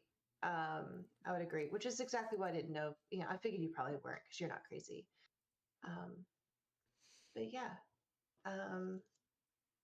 Okay. Do you know anything about the guy that was here that with the tattoos all over him? I mean, other than he was hot, no. I mean, not really. yeah, but like that's No, I mean he's never been here before. I've never seen him before. I mean, I could try talking to my dad if you want, but I don't. He doesn't normally tell me stuff like that. So is her dad the guy that we talked to? Yeah. Her dad is Walker. Okay, cool. No. If you hear anything, have I ever given you my number? I don't know that I ever did. I probably should do that. I don't actually think cell phones are a thing in this world. Oh, cool. Or whatever the equivalent to that is, if there's any equivalent at all. Not really, but go ahead. I was gonna say, you could always let her know where you're sleeping. Like, That's true. You can find me here. Yeah, if you're not busy later. Yeah, I mean, maybe. Yeah, okay, maybe. She like blesses really hard. Every single character I make, whether I plan to or not, ends up gay. I don't. Sorry, I'm sorry. No, I'm not complaining. I just think it's funny. I just think that like even the ones I didn't plan for. It's Pride Month. This is the way that it is. But yeah, that is all the information that she has for you. Okay. And she is absolutely intending on coming back to your room later. Okay, great. To share information. Sure. Yeah. That's what we call it these days. Yeah. All right, Smoke. What about you? Well, I'm gonna go see my buddy find his name. I have forgotten. Eckert. That's him. Yes, I'm gonna go see Eckert. You know, he's a corpse thief, so I imagine he's had to dodge spirit wardens a time or two, and they're associated with the church. He might know some stuff like, you know, their patrols or something like that. Okay. Like a good place to start. He has a place in the sewers, which you would know because you've been there before. He is there when you get there. Hey, Smoke. What are you doing here? What can I do for you? We didn't have a meeting, did we? No. We Did didn't we? have a meeting, though. I will always take an opportunity to browse what you've managed to get.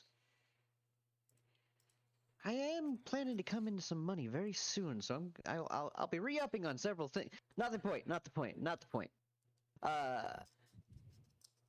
I gonna be doing some work over in is that Brightstone? Mhm.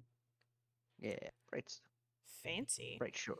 What do you Yeah, need? it's What do you gonna be need somebody fine. like me if you're moving up in the world and going to Brightstone?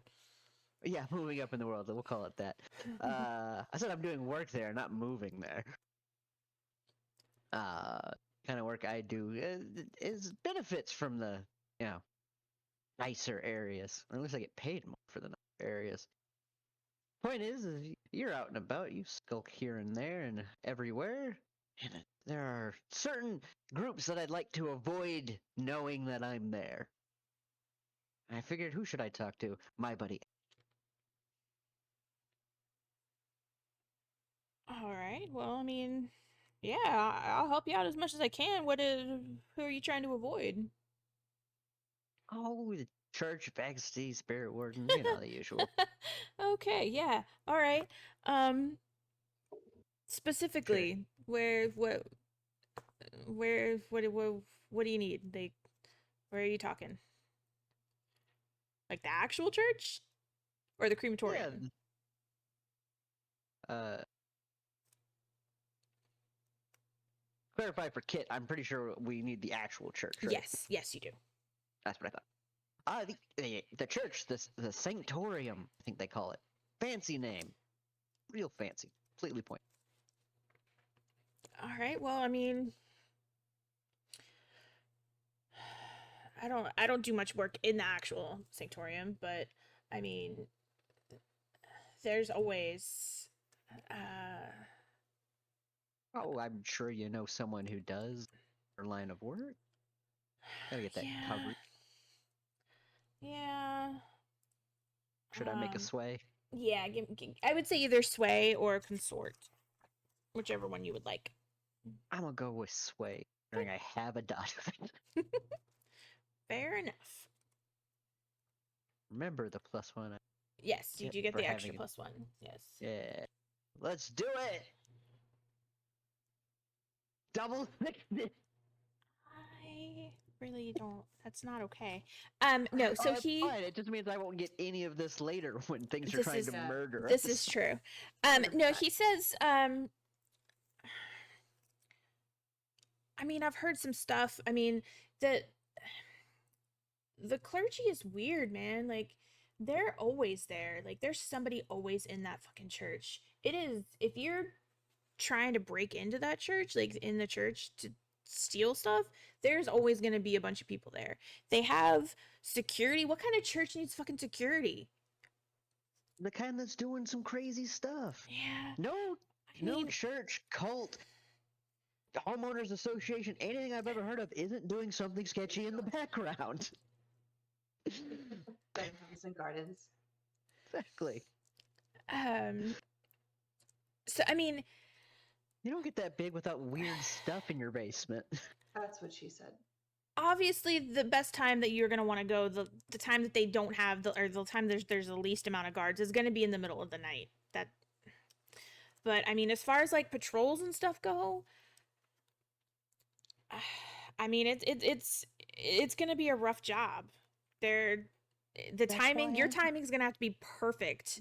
They rotate every 30 minutes. Jesus. No, he is Alright. telling you about Okay. in the actual church. He isn't talking about the dungeons. Because Oh, you no, said that you're breaking.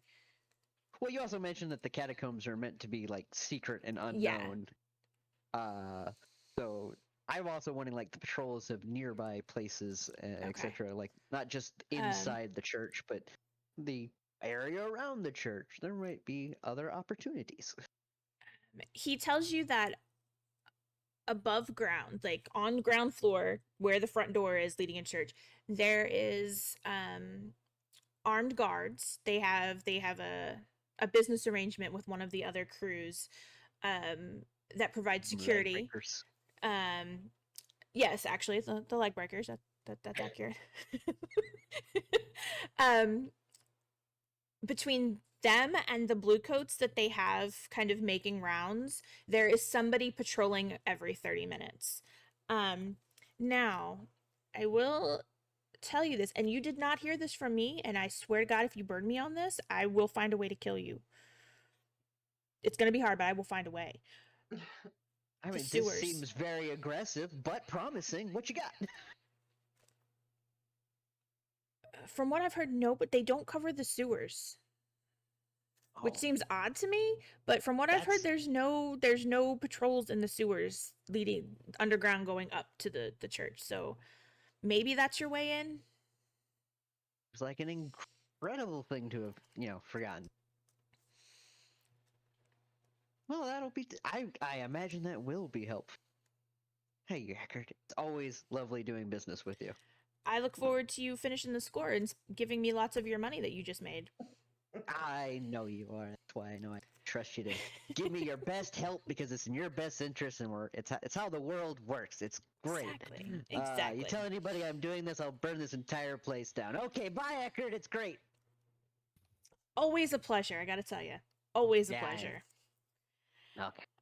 All right. So you each have like little bits of information for the most part.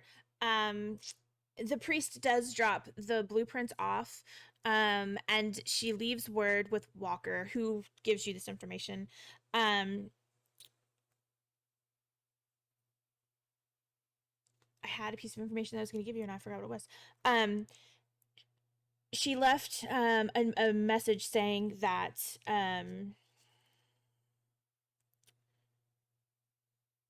the dungeons under the church, the only way to get in is through the sewers. There is a lot of locked doors, but there is no security per se. There's not a lot of like patrolling security in the sewers. And that you have to be careful what doors you unlock, because sometimes what's locked up is worse than security. That is information that she gives you. I'm going to share the blueprints that she gives you. Let me make sure can you guys see that? I can indeed. Okay, good. You guys should all be on the blueprints. Where this marker is right here is where you guys will come up from the sewers. I have not put walls up on here. There are I put doors where there are doors, so you can see like there's certain doors that are locked and certain doors that are unlocked. But this is the blueprint of the dungeons. I will say, she doesn't know anything about a crown. She has no knowledge of that information. But she says that on the blueprints there's a couple of places that it could be whatever's important. This room here is an important room that very few people are allowed to go in, and this room here is also very important that most people aren't allowed in. As far as the rest of it, she just genuinely doesn't know. You said the two circle rooms? No, hold on, I'll mark it for you. What was the first room? I'm sorry. It was this one right here. The square one. Yeah, that one, and then this circle one right here. Yeah. Okay. she could be wrong. She honestly, she doesn't know. She just knows that those 2 rooms are always locked and nobody is allowed in. She herself has never actually been taken down here. So she does not actually have firsthand knowledge. She only has what somebody else told her. So we are going to just go ahead and assume that you guys have shared all of your information, and we are going to jump into the engagement roll. Now, you guys can pick what kind of, how you guys want to do this. There are a couple options. You can do assault, deception, stealth, occult, social, or transport. There's a couple that doesn't really make sense, but it's up to you guys. Assault is do violence to get in. Deception is to lure, trick, or manipulate. Stealth is to obviously go in unseen. Occult is to engage a supernatural power. Social is negotiate, bargain, or persuade. And transport is to carry cargo or people through, which again, to me, doesn't really make sense, but it's up to you guys. If you guys can convince me, I will accept it. Mostly, maybe. Unless we're Depends. transporting bodies. Are there dead bodies that we need to that need to be taken care of? I mean, as a general rule, you want to avoid dead bodies just because there's like magic bells that ring when people die, so the There spirit is. wardens know to come to get them. Oh, really? Yeah, that's how the spirit wardens. Anytime there's a dead body, you hear Oh. tolls throughout Yeah, the like- city. Okay. Dead bodies means people immediately. And there are Never like mind. corpse-seeking Yeah. crows that come out to find the body.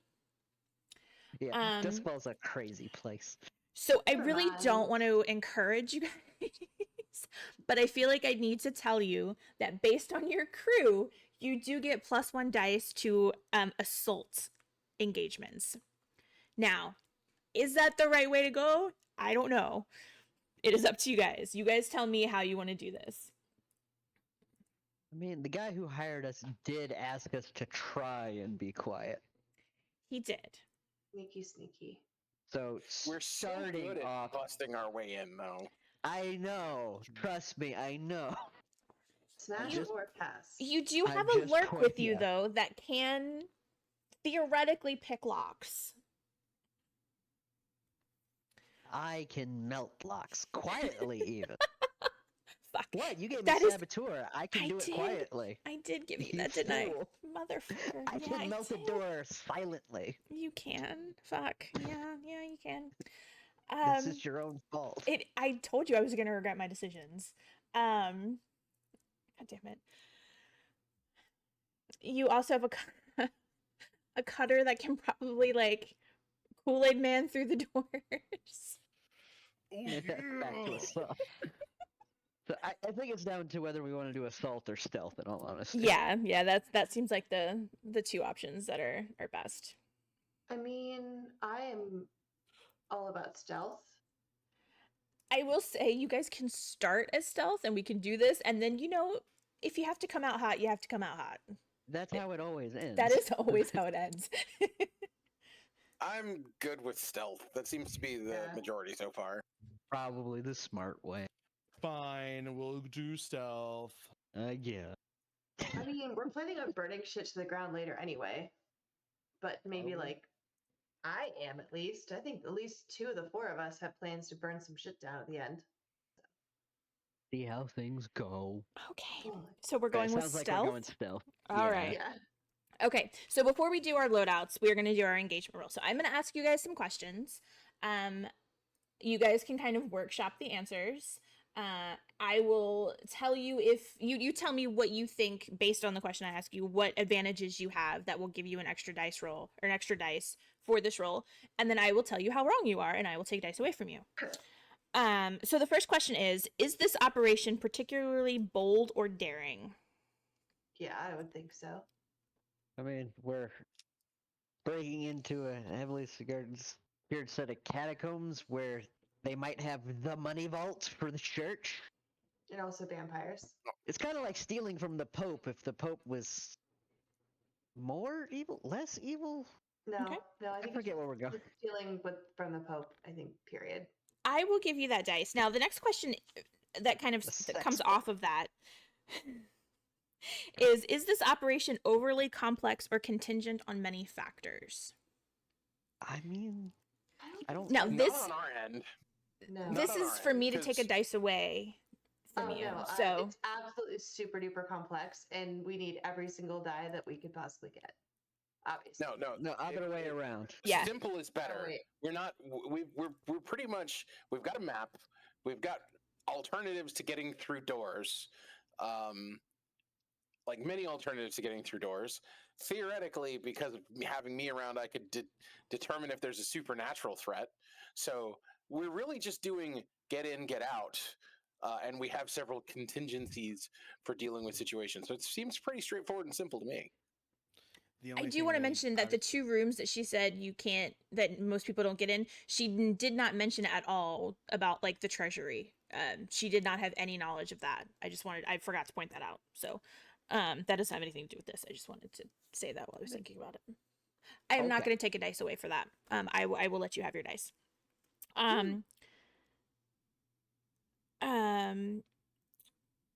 Does this plan's detail expose a vulnerability of the target or hit them where they are weakest? Sure, because we're taking their money away. If you find it, I'm not giving you a dice for that because you don't know where it's at.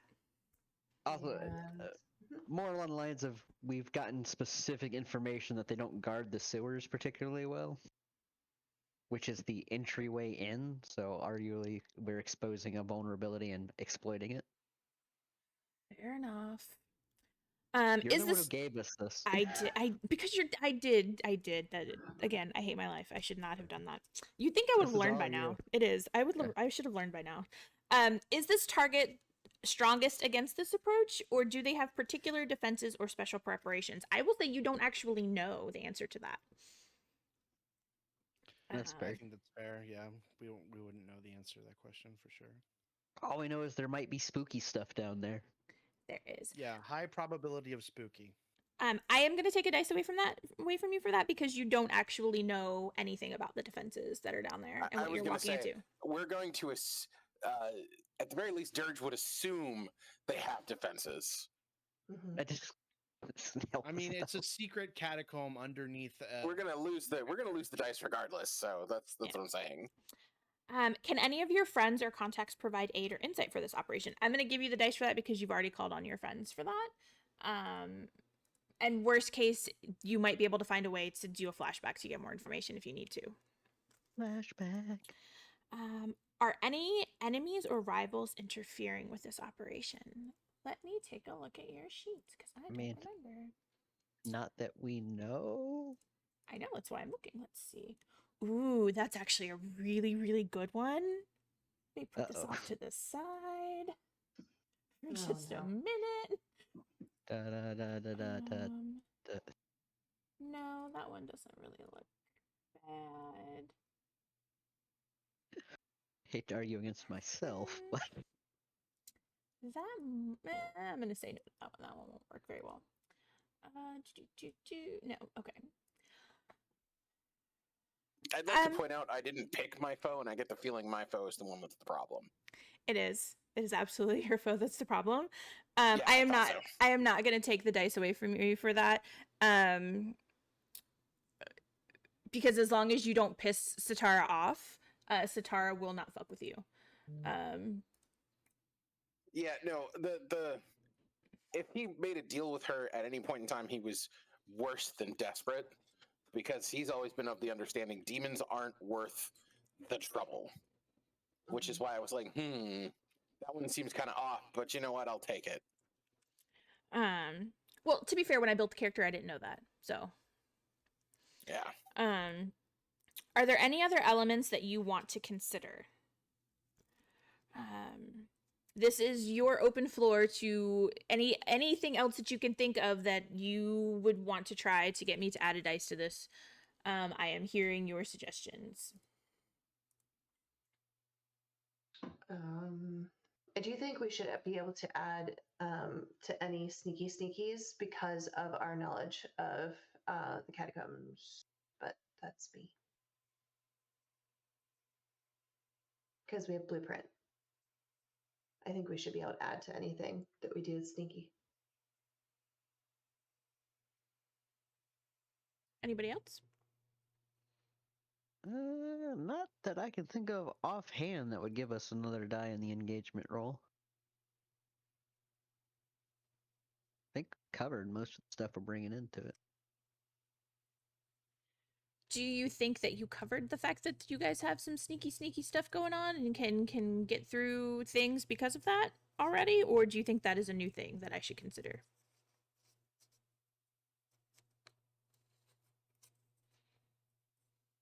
I mean, that I- counts. I was gonna say there was. I already used the fact that we are sneaky as a way to prevent us from losing a dice. I think that'd be doubling up if we use it to also gain a dice. Okay. Right now you're standing at 3 dice. Okay. I think I'm good. Okay. I'm going to go ahead and roll. You got a critical success. This means you have We're already doing the best job ever. God damn it, you guys are doing the best job ever. You have overcome the first obstacle. You have gotten there. You are in a controlled position for what comes next. God damn it. Okay. Well, this is going to be fun. Let me see what I can do to ruin your day. All right. So you guys have this blueprint. Did you bring the blueprint with you? Just out of curiosity. Oh, I don't know why we wouldn't. Okay. Yeah, Fair I enough. don't have any reason to think that any of us have like photographic memory. Okay. Plus, we're already breaking in. I don't think they can get more mad at us for having their blueprints. This is fair. I get the feeling I'm the one carrying it because the others would be more direct in melting, breaking, and or unlocking doors. This is true. We are going to do loadouts next. So on your character sheet where it says abilities, loadouts, notes, effects, click on loadouts. I have given you everything in your class plus some armor. I have already taken off the load for your crew because you guys get a free load from your crew, so that's taken off. Basically what this means is you have a light load, a normal load, and a heavy load. If you have a heavy load, that means that, you know, if you're trying to like run away, you're running slower because you're carrying a lot of stuff. It also could mean that you're not as quiet as you should be. Some things don't have a load, like your Spirit Bane charm, which keeps ghosts try to avoid you when you have that on you. It doesn't have a load on it. Anything, actually, it's not on the sheet like that. Never mind. If you go to add item, you can kind of see the list of everything. Anything with some letters in parentheses is stuff from playbook. So like Lurk, Hull, Leech, Cutter, and then anything without that is just general items that you can add. The number in parentheses next to it is how much of a load it has. So like a blade or 2 is 1 load. A heavy weapon is 3. That's how much it adds to your load. Anything that you don't want to take that's on the list already, you can just hit the trash can. And if you want to add something, you can add something, but know that it will increase your load. So we're going to go around. Grim, does your load look okay? Are you adding anything? Are you taking anything off? What does your load look like? Because the way loadout works, if I remember correctly, we can have empty slots and be like, oh yeah, I'm carrying this thing. It's not even an empty slot. It's not even an empty slot. At any time, you can say, I'm going to do a flashback and I have this thing with me. Right. So what I'm doing is I'm declaring a normal load, but I'm only carrying a light load's worth of stuff to start with. Okay. So that's fine. that way I have some free slots to go, I have this thing, without having to worry about like adjusting my load later. That's perfectly acceptable. Sawtooth, what about you? And again, you can do the same thing. You can say, I'm going to have this kind of a load, even though your load is light, and that way you have space to add something else later if you need to. That sounds like a good plan, I suppose. Okay. Smoke and Mitch, what about you guys? I'm gonna go with normal load. Okay.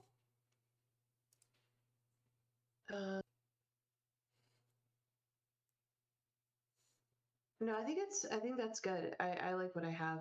So we're gonna go with normal. Okay. I do want to say that this game is very narrative. So it may just say like a fine weapon or a blade. That gives you the opportunity to tell me what it looks like. Okay. It gives you the opportunity to tell me what your weapon is, what it looks like. You get to describe all of this to me. So you guys are, and I'm gonna say with the engagement roll, since you rolled double sixes. The door that was locked to get from the sewers into this labyrinth of dungeons, you were able to pick that lock and get in, so we're not going to worry about making you do that roll unless you guys really want to. It's fine. Okay. All right. So you guys are here. You guys are going in. This has started. You have the blueprints. I'm following you guys. Or I can put we can put your icons on there if you want, so you can. Yes, please. Um, Yes, please. Where? So are we like at the starting point? Yes, this where your icon is, Grim. That is where the start is. That is where you Okay, guys so- came up from the sewers. We have essentially broken in. That was the first obstacle, was actually getting into the Yes, catacombs. I counted that as part of your engagement roll. Was you guys, because you guys did such a great roll for the engagement roll. I counted that as you guys are now inside. You were able to get in. Like I said, I put doors here. Some of them are locked, some of them are unlocked. So if you go to try to open the door and it doesn't open, it's a locked door and you need to pick the lock or find another way around. I did not put Well, I up guess walls because I didn't care. But I did put the door. we're don't care. ghosts. Wait, no, that's bad. I didn't have time to do all of the walls, so I went ahead and just did the doors so you could see where, basically it's just so you can see where the locked doors are. Gotcha. Well, Gotcha. All right. Well, I guess we have to get through this first locked door, yeah? Yeah. seems the thing. So, happy to be of assistance there. So this door right there where you are is unlocked. Okay, perfect. Oh, okay, never mind. What about this one heading into this first circular room? It's a dead end, but I figure like if we can take a peek inside and see if there's any sort of gold if you left click on the door and it doesn't automatically open, it's locked. If you left click on it and it opens, it's unlocked. So you can actually click on the doors. Neat. It's unlocked. Oh, I see. It's unlocked. Oh, but this one is. Ooh, Yeah. interesting. Okay, so are you guys, this first room that you guys get to is basically just a sitting room. There is a couple of chairs, there's a couple of like side tables. There's not really anything interesting going on in this room. It's just like a sitting room. So where are you guys going from there? Okay, well, I need to get my obviously key. the two things that we need to definitely look at are that second circular room in the center, Mm-hmm. and then this big square room towards the west. So the only way to get to one is to go through the other. And this door is unlocked. I do have a question for you right quick. How are you guys doing this? Are you guys just like meandering through, not really caring who hears you? Are you trying to be actually quiet, or No, stealthy. I thought that was understood. I just want to make sure. So I'm gonna need you guys to make me prowl rolls, and you can do this one of two ways. You can each individually do a prowl roll, or you can do a group prowl roll. And basically, what that means is you pick one person to take stress. You all roll. For every failure, the person who is leading takes a stress for every failure. But as long as one person passes, you guys all pass. I'm down for the group check. Yeah. Yeah. I am a little skilled in prowl. Hopefully somebody else is more skilled. I have no dots in prowl, so I've got 2, so I'm gonna be okay. I hope I'm okay. Really. Okay, so the question is, who wants to take the stress? At most, 4 stress if you guys all fail. I do want to point out, so I know I told John earlier, the way stress works is you fill up your stress bar and you get a trauma. The trauma is permanent. The stress will go away when you relieve your vice, or when you indulge your vice. which happens at the end of the score. Which happens, yeah. At the end of the score, you will indulge your bias, and you can get rid of, if you want. Some people like to have trauma. Trauma. Trauma helps get you experience, so It does. I mean, that's why I'm funny. So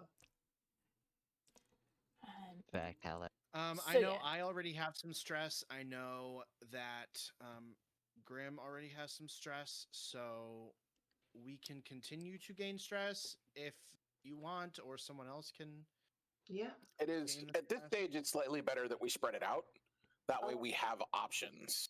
Hmm. I mean, I'm fine with taking with. Mm. If you both wanna and take the Kit lead? I think you take- might be the Sure. sneakiest. I'm definitely the sneakiest for sure. Okay. Everybody make a prowl roll. And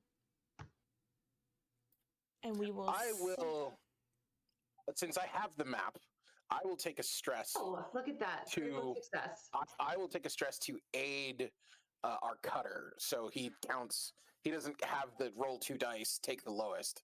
Okay. He just has to roll 1 dice. I mean, I'm All real right. fucking sneaky. Mitch, how do that's one how stress. do I do that? You just roll it like normal, and then I'm just gonna take the higher of the two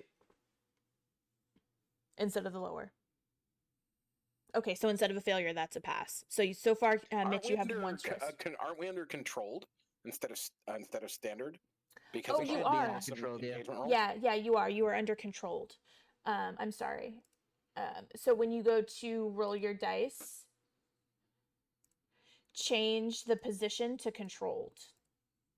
So you can re-roll. Anybody who did not roll it as controlled can re-roll. I don't think we want Mitch to reroll. Yeah, except for Mitch. I think Mitch should leave. I believe Sawtooth also got a 6, so I'm the only one who failed in this particular case. No, That's because Smoke I was did too too. busy. No, but Smoke rerolled and got a 4. Far. Okay. Yeah, I didn't Um, under controlled. Okay. I got 2 successes. Would that be like a critical? Would that be possible for me to like pass one on to somebody else? Is that possible? No. Okay. But I will give you guys a bonus in one of the upcoming rooms Okay. because of it. So you mark a stress because I failed. I was too busy Yeah. trying to help Sawtooth not step on something. But the I good can't news see is that nothing as a down group, you guys pass.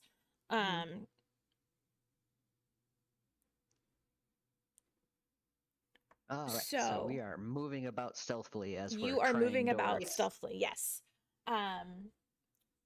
Where are you guys going next? Who's interested in like trying to loot the place? Everyone? Yes. Yeah. Then we should just like this door down here at the bottom of the circle room, this first circle room is a locked door, so there might be something behind that. Go have a I look. don't like her smile. It is towards the beginning, so maybe not the best choice. You Alright. guys are fine. All right. So I want to do Guys are something. fine. Yes. Now that we're what do you wanna here, do? we're in a room. Mm-hmm. I want to attune myself to the To the ghost field. ghost field. Okay. Please do give me that attune roll. So everybody, When you've all seen the mask before, so it's no surprise. It is kind of off-putting because it is it is supposed to evoke a sort of humanish face, but it is largely featureless. But you're used to it at least. You've seen it before. Can I interest you in a devil's bargain?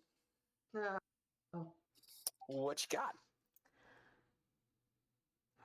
So, I will give you an extra dice for this roll, but you will get a clock. And I'll even be generous. I'll say an 8 clock. I'm a nice person. I'll give you an 8 clock. There are several, and I'm not going to give you an exact number. There are several ghosts that will feel you attuning, and they will be seeking you out. You know what? That happens regardless, though. I get the 8 clock regardless. Yeah, no. If you take the devil's bargain, you will get the 8 clock, and Every time that you attune from here on out, it will give you a tick in your 8 clock. I was about to ask what the condition was for ticking the clock up, and it works every time I attune to the ghost field. It ticks up. You know what? I'm willing to take that. Okay. Now, I will say, since we are playing 2 more sessions after this and we're keeping this crew, it's going to continue. Like, ghosts will be seeking you out through the next 2 sessions. Like, it so stays. Can I now? This is important since now this sticks around through the next score. Potentially, is there a way for me to be able to clear the clock, like spending downtimes? Sure. All right. Yeah, if I can attempt to clear the clock, I'm down to it. I'm down for this. Okay. I'm gonna cause problems for the group. It's great. All right. What is I am. it? I got Continue. ghost fists, so bring them on. I got a 6, Nice. and since this is controlled, there was less chance of a problem to begin with.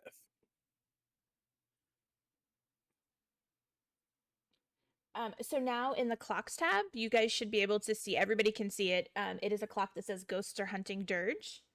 Cool. I'll even be nice because I am a nice person.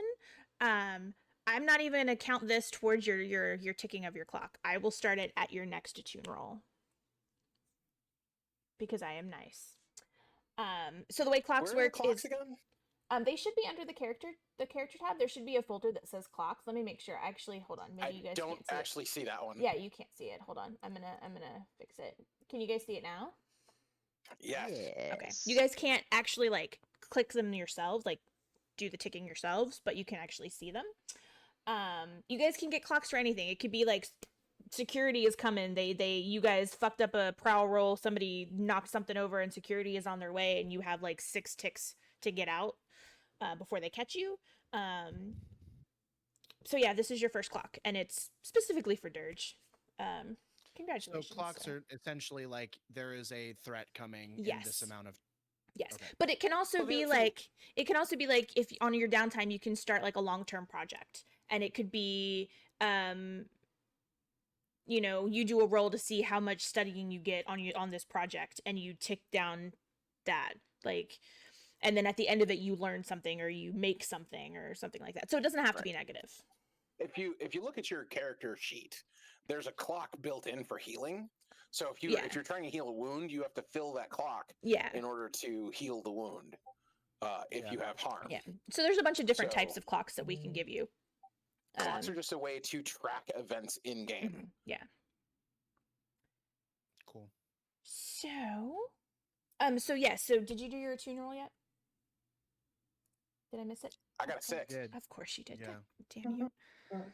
Yeah, and this is controlled, so there's having a 6. In this particular instance, makes sense why I didn't actually tick the clock. That is very true. So, what exactly were you looking for here? What I'm looking for is I'm looking primarily looking for supernatural presences, because even though the church doesn't like ghosts, I assume we were told that there's rumors of them experimenting on ghosts and vampires. And even if they try to keep ghosts out, you never know when a ghost is just going to be somewhere. So, you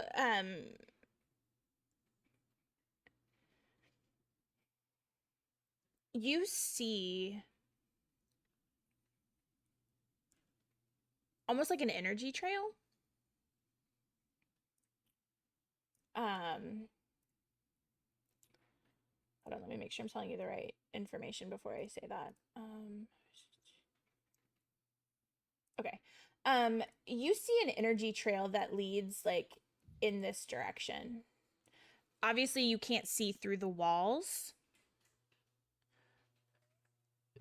but if you follow the trail, it's leading you in this direction. And it is a trail that you can follow. It's not dissipating. Right now, it's kind of faint because you're not near The source. right. But it'll kind of give you a trail to follow, basically. Right. So everybody watches him put the mask on. He says a couple of pseudo Latin things, probably something in his native tongue. And he looks around. He's like, "There, I see something. There's a trail of energy heading this way." And he points down the hallway. I don't see anything going the other direction. So if we want to investigate that way first, we can always try to follow the trail. Now, bear in mind, it could be. I don't know if it's actually a trail. It looks like a trail, right? Not like something that's like. Okay. Yeah, it looks like an energy trail. I'm gonna say it's like almost like a sparkly blue, almost like a sparkly blue mist that only you can see.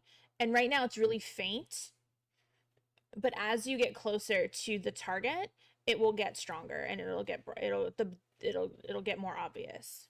Right. So this is something that I've used before to hunt down Yeah, spiritual absolutely. entities. Yeah, okay, so absolutely. it's something I'm used to seeing. Okay. Yeah, absolutely. It's entirely possible this is a trail left behind by a ghost that's patrolling the catacombs. I won't know until we get closer to it. As always, I say follow the sparkles. Mm-hmm. Do we not want to check out the other room? I mean, follow the sparkles. Okay. It's not like we can't come back. That's true. All right. Following the sparkles it is.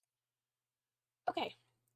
So, as you go through that door and you come to this like junction right here, the sparkles break off. They are stronger in this direction, but some of them do go in this direction. Do they look like they like loop in terms of like trail, turn around, come back? No. Or is it literally like looks like it's one trail and then it branches. One getting stronger and one staying the same. But you don't know if it gets stronger. So it may be like multiple ghosts in different directions. At this point you can't tell. What about heading to essentially what is down on the screen? Down, if you want to go down that way you can. Like I said, there is a trail that way. It's just it doesn't get stronger that way yet. It might get stronger further. So since this is essentially a four-way split, up to what would be my right on the screen and then down all have the same basic strength? Or does the trail not head to the right? So the trail that heads here, like down this way, gets stronger. I was referring to the one in the opposite direction. The one in the opposite path that just comes to an end. This one right here. Oh, that one. No, that's just a dead end. There is no. It doesn't split that way. It just splits down this way and then down this way. All right. Oh, the trail gets stronger if we go to, since with the direction we're heading, he's like, if we go down and he points to his right, which is, where the trail gets stronger. He's like, if we head this way, that's where it strengthens. Okay. You know that's a dead end over there. No. You're standing in the dead end. Yeah. So this is the dead end, but it gets stronger if you go down this hallway, right here. Yeah. Like leading to this room. All right. Yeah, but as what I'm saying is like we know that if we go that way, we can't get to. Oh, right. The map shows that there's nothing there. But if there's a ghost that's patrolling and it frequents this area, this might be our chance to either bottle it up or disperse it. Or ask questions. Ask questions with my ghost fists. Potentially. Yeah, let's go look. All right, I'm going to stop here and look into peer around the corner to look into the room, since that looks like it's just an open doorway. It is just like an archway.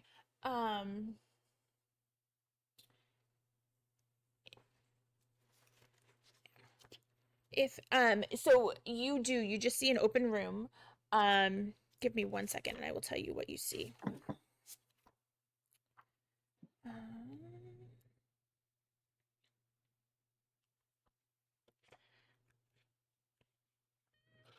I just want to see something really quick. Sorry.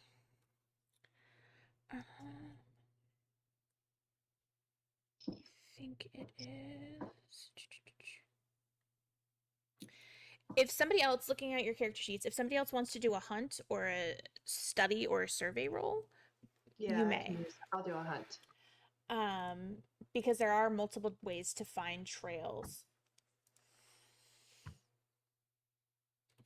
Oof, that's a failure. Ugh, 2 and a 3. Yeah. So as you kind of peer in that direction, that is okay.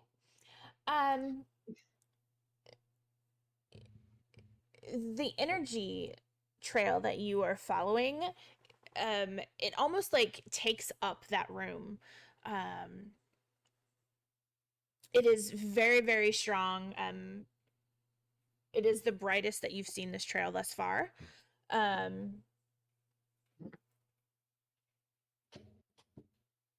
As you kind of peek around, it is obvious that whatever it is that you were following is nearby. If it's not in that room, it is really, really close.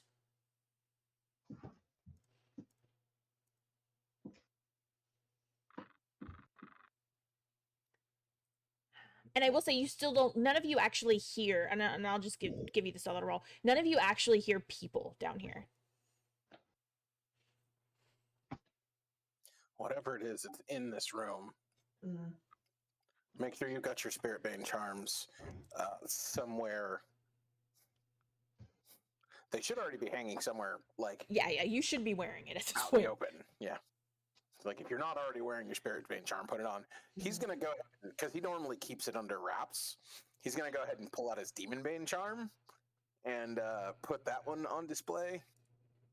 Which, if you're all using Spirit Bane charms that he made, they're essentially made out of glass and silver wire that are wrapped in essentially silk that has writing on it in a mixture of ash and blood. He hasn't told you what it says, but you know that it keeps the spirits away. Probably good enough. For Are those of you you- who've seen the Spirit Bane charm, that one's a little bit different because it's a little more elaborate. And it's not one that can be worn like a necklace, which is normally what he gives you. This is something he actually like clips to his belt. And it like glows this really weird green color. Can I say that I got one of those from him? That you when I would? came down here? That I have. That I. Yeah, we all have Spirit Bane charms. He's just describing if you got it from him, that's what yours looks like. Yeah. Yeah, Oh, the Demon Bane charm is something specific to being a whisperer. Yeah. To you. Oh, okay. Yeah, that's something Um, specific to me. So it's much more elaborate. Same kind of materials. The only difference is it also has this weird sickly green glow. And it's something that he literally like hooks to his belt. Are you? Can Are you? Go ahead. I have this Ghost Fighter ability Uh-huh. where I can imbue one of my weapons with energy that can hit ghosts. Yeah. Is Are that you something prepping I that? would like activate now, or is that something If I you would want. activate like? You can when activate we it at fight? any time. So you can wait until you actually see some kind of ghost, or you can do it now just in anticipation. It's up to you. Is there a downside to me doing it in anticipation?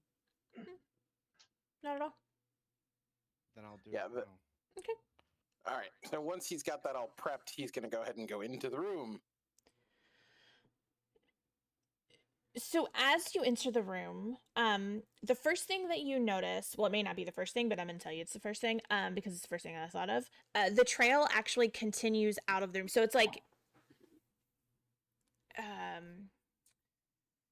kind of taking up space in this room that you're in, but it also kind of trails back out into the next room. So whatever is here, there is more in the next room.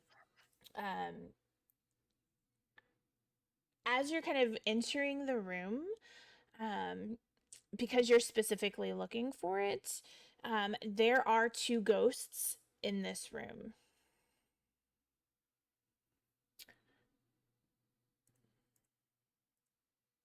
Are ghosts automatically hostile in this world? Not necessarily. These 2 are not right now. And the only person that can see them, because they do not really want to be seen in the kind of way that this place is set up, the only person that can see them is the Whisper, who is actually actively looking for them. Okay. What are these 2 ghosts doing? Are they just kind of there? Are they They like, milling are about, or... they are floating around. It almost kind of looks like they're like literally bouncing off of the walls. It almost looks like they're trying to escape the confines of this room, but even though there is that archway and there's an open door right there, there's no door. It's just like an open archway. They can't seem to find their way out of this room. And while you guys are in here, and they know that you're here, they don't actually really take notice of you. Like they know that you're there, but you're not what their focus is. They don't care that you're there. I'm gonna see if I can get one of their attention. Okay. Let me. What are you saying or doing? So one of the things that he does is like reaches into his like a pouch that he carries, which has surprise, ashes, and he's gonna throw it at one of the ghosts, which is basically supposed to get it to like attune a little more to the physical. And he's gonna be like, "Hey, what's going on?" Just like outright gonna demand information.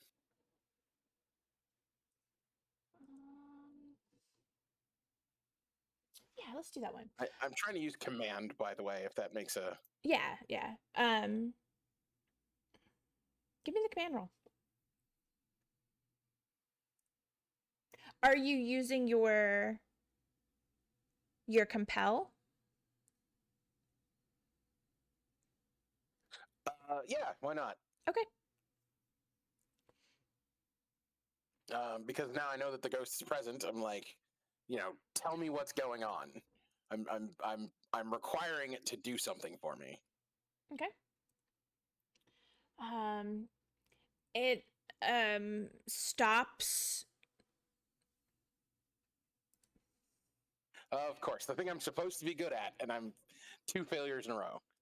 I will, since this was from a controlled perspective, I'm going to go ahead and try again by Okay. reducing it from controlled to risky. Okay. Yeah, go ahead.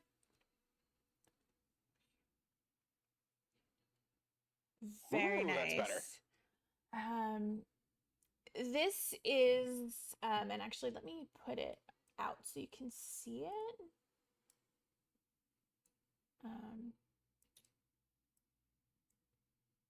So if you hover over it, you can kind of see what it looks like. It looks like an older man. He has a very scraggly beard, and he kind of looks at you and says,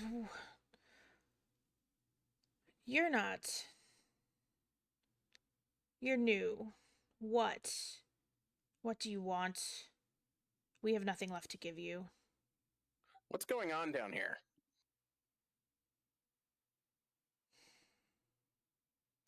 And you can kind of see he's almost like fighting it. Like he doesn't want to answer your questions.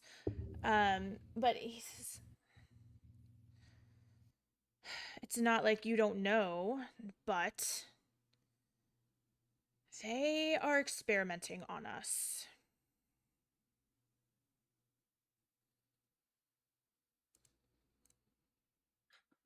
Remind me, as a player, Right? ghosts don't want to be like released from the earthly plane. They're usually like all about vengeance, like rah rah rah, destroy, It destroy, destroy. depends. It really depends. Some of them don't actually want vengeance, and they're just kind of like here. And then there are some that are absolutely turn into poltergeist, and they want to possess people, and they want life back, and that's how they turn into vampires. This one it's hard to tell if he is here because he chose to be here, and he was like captured and put in here. It's really kind of hard to tell what his purpose is, like if he was a vengeful ghost or not. Right, but at this point, it looks like he's at least upset enough. Mm-hmm. I tell you what, tell me everything you know, and I'll see about getting you, helping you pass on. That way, you're not trapped here anymore. What about the rest of us? Are you going to mean- release the rest of us? I'm more than willing to screw over the church's plans as long as the ghosts here are willing to work with me. I What can't about free you, but I can help you pass on. It's better than being tortured. what about everybody else that's here? I mean, ghosts are kind of my thing. Can we hear him talking to them, but we can't hear them talking back to him? Correct. Okay.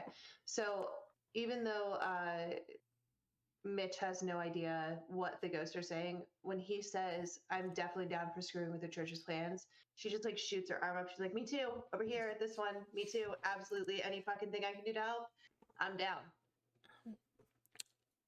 I don't think you understand. It's not just ghosts that are being trapped down here and experimented on.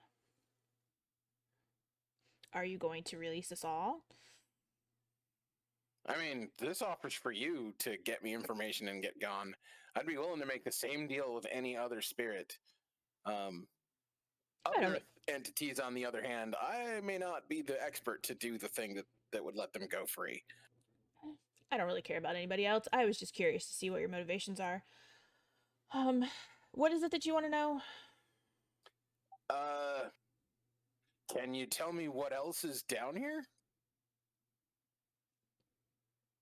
I mean, like, specifically, like, if there's, like, a demon guardian, I'd like to know at least what direction it's in. Stuff like that. I mean, I'm not allowed out of this room very often, so I don't know everything that's down here. But I do know there is at least one vampire being held down here. I know that there are several more ghosts, and most of them are not as nice as I am. So I would be careful which ones you engage from here on out. Aside from that, I genuinely don't know what else is down here. Ah, man, I was hoping you knew where they kept the money. The money? Yeah, the money. You mean the room that they stash all of the shiny things? Yes. I might have seen it.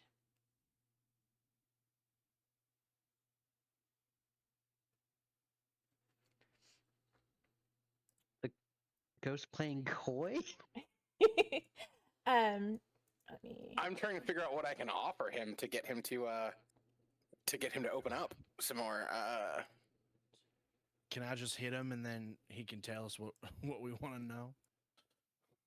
I mean, as a ghost, would that even do anything?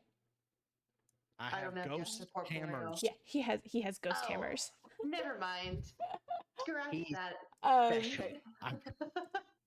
So I got he ghost bastards. tells you he do you actually say something about like can I hit him to make him?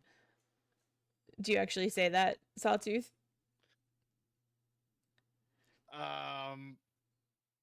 Can I say it like quietly to Yeah, absolutely. Dirge. Dirge? Where did I? I can hit him if you want.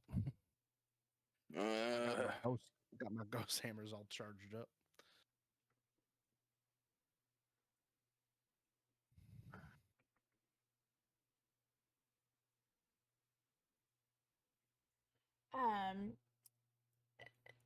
He will tell you that the room with all of the shiny bits is down here.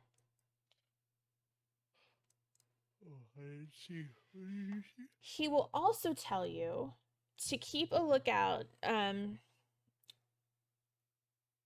dead ends, the walls are not always what they seem. Sometimes the walls open and lead somewhere else.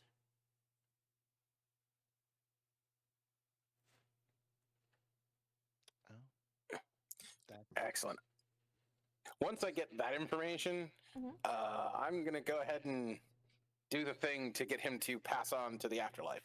Before you do that, is there anything else you want to ask him? Because you are here for a reason. Oh, right. I'm gonna ask him about the crown, see if he's seen it. There we go. Jesus. Come on, man. We're not actually here to rob. Well, we are here to rob them, but that's like that's secondary. That's side. Yeah. A crown, you say? We're back. Something known as Thorn's crown. Oh. You're looking for that. He will point you to this room right here. That is the last place that I saw it. They keep it locked up with their most treasured items. Their most important items. Where do you know where the vampire was the last time you saw it?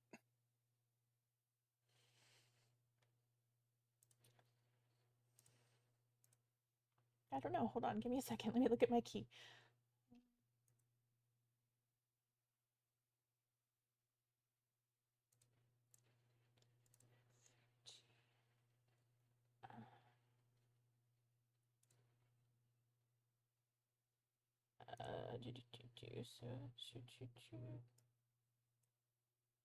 Is that right? Hold on. Is that right? How would I know? I don't know either. I think I hold on. Oh, there it is. Okay, sorry. I don't know how to read.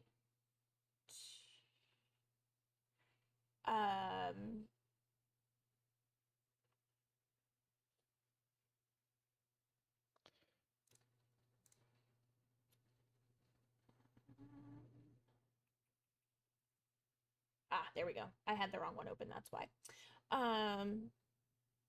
Here. So the same room is a couple of rooms over from the crown. He will also let me close this so I don't get confused again.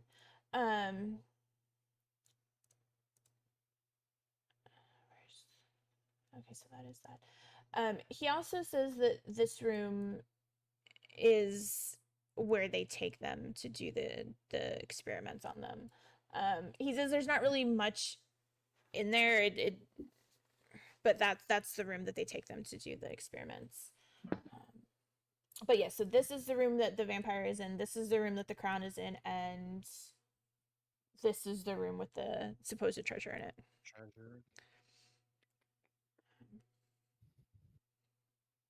Cool. Anybody else have any questions for me to ask? If not, then I will go ahead and, help him pass on at this point. Okay. I will say, actually, you know what? No, I'm going to say you need to do an attune roll for this for reasons. Of course I do.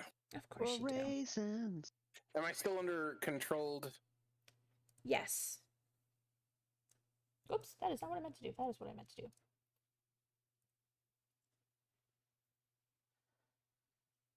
Hey.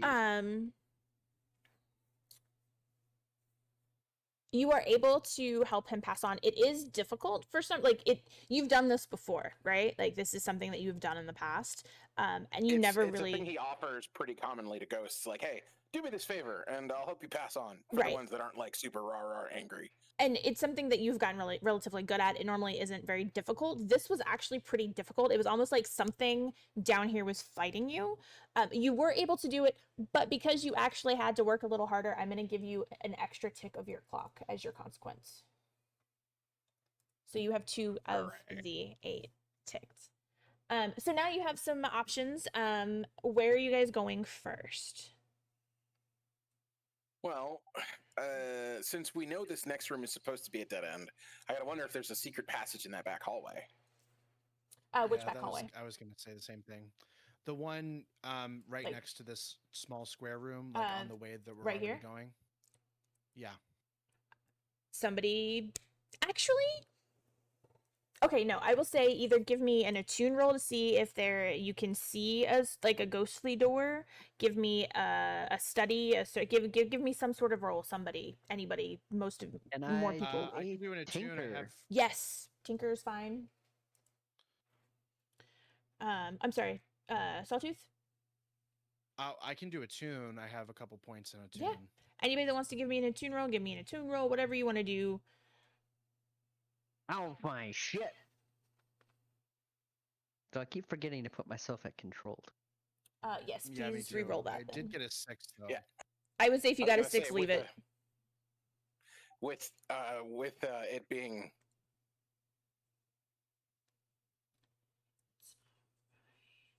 Okay.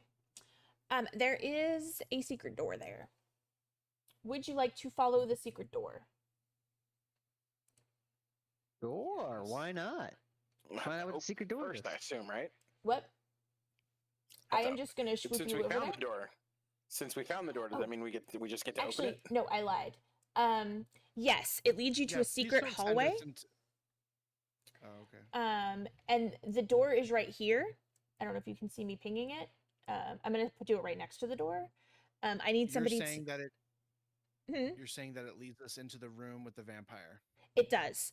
However, it leads you through a hallway first, and the door on the other side to get into the room with the vampire is locked. So somebody needs to try to unlock it or blow it up or whatever. Baby, I don't know if we want to go into the room with the vampire.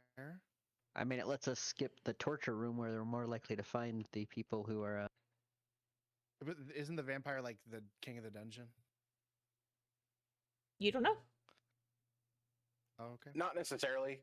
The vampire could be strapped down. We have no idea what's going on with the vampire. I'm just Alright, unlock doors. either way. Somebody unlock it before. I So break give it me a down. tinker roll or a finesse roll if you want to blow it up, if you want to melt it, if you want to unlock it. I will unlock. That would be finesse. Finesse, yeah. Yep, would be a finesse Cool. roll. Thank you. Would you like to Mhm. push yourself or would you like a devil's bargain? What would the devil's bargain be? Um. Hmm.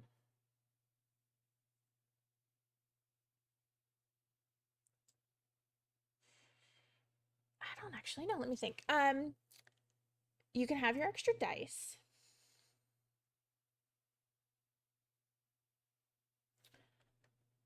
Let me look at your character sheet real quick. Mhm.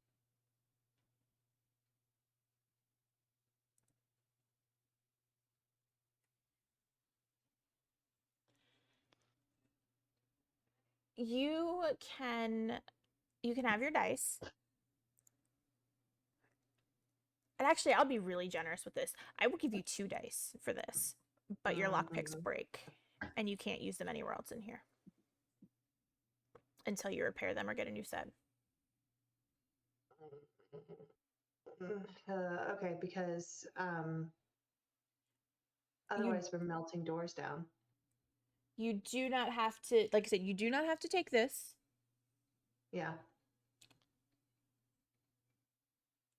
I And mean, go ahead, actually, I'm I sorry. will even be really nice. If you fail this roll, they will break. If you get a 6, they won't break. Okay, But anything less That than a sounds- 6, they will break. that sounds like a good plan to me. All right.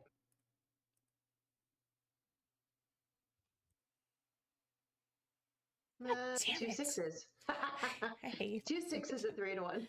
All right, so it doesn't actually. Oh shit! I accidentally deleted one on your thing, and I need to put it back.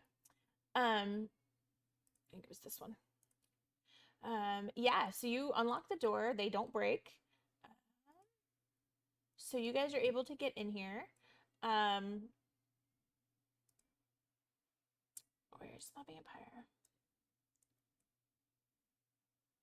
and no, you now there's a tell. vampire staring at all of you, very confused. He automatically hostile?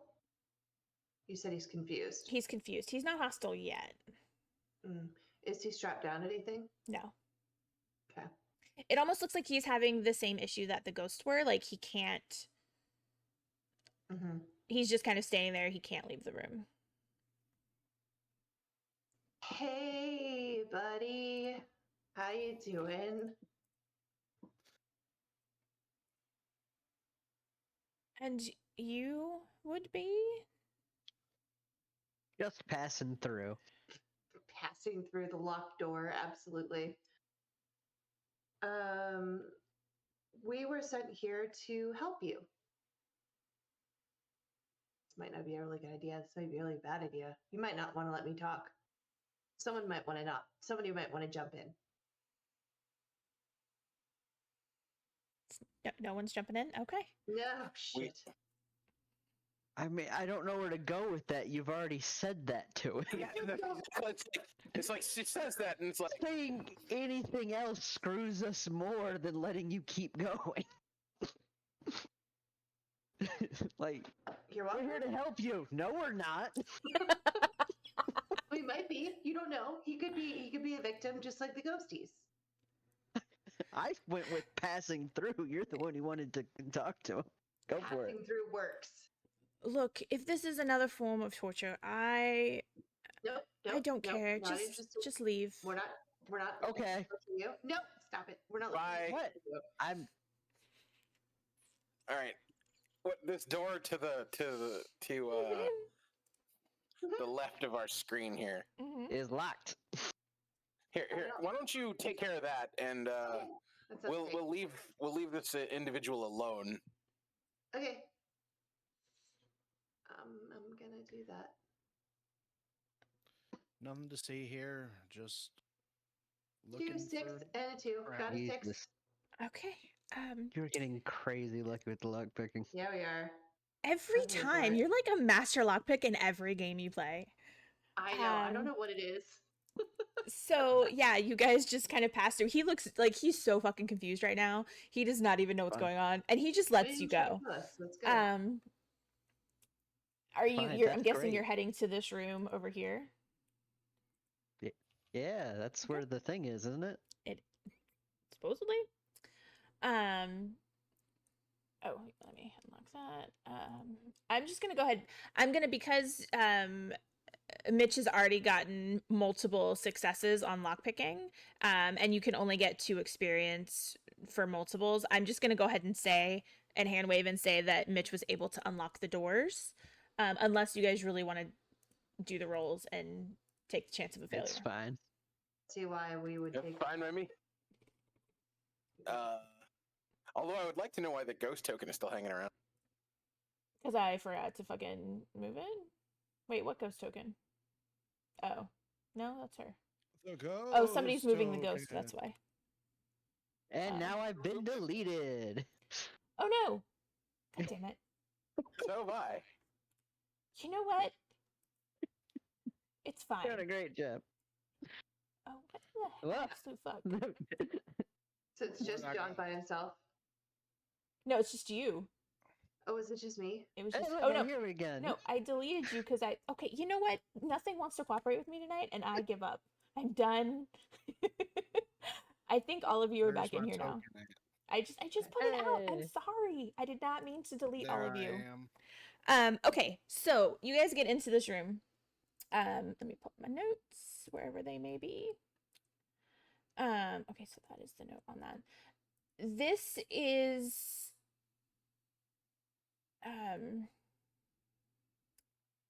this is very obviously a lab of some kind. There is a lot of arcane implements in here. There's bookshelves. There's a desk that is quite messy, and there is books and papers kind of all over it. As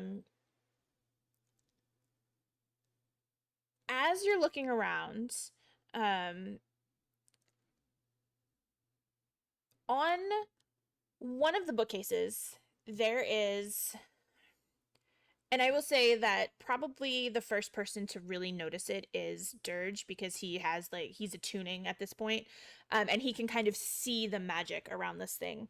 I'm gonna put a picture in. Whoops, sorry guys. Hold on. Let me. There we go. Sorry, I was hitting wrong buttons. I'm gonna put a picture in our chat. This is not exactly what this thing looks like, but it's similar, and I'll describe it for you. It's a little smaller than this, and it's silver. On the base, there are a lot of different arcane runes kind of engraved along the base of it. There are 3 little spirit vessels attached to it. And they're all made out of silver, and there's a little glass piece at the top, and there's this blue sparkly energy kind of floating around inside of it. In the circular piece, it is glass, and you see a head inside of this glass, and there is similar blue energy that kind of floats through this thing. Every so often you kind of see the head absorb a little bit of it, and color starts to come back into the head, and then several moments later it starts to kind of pale again until it absorbs more of this energy. The top that is magically sealed on top of this glass piece resembles a crown. Almost. It's not exact, but you can kind of see. So that is what you see. Well, It.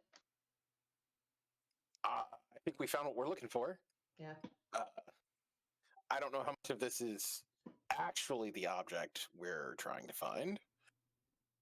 When you said it was smaller than the image, how much smaller? Is this? It's. Is it a coffee maker? Can I make coffee with this?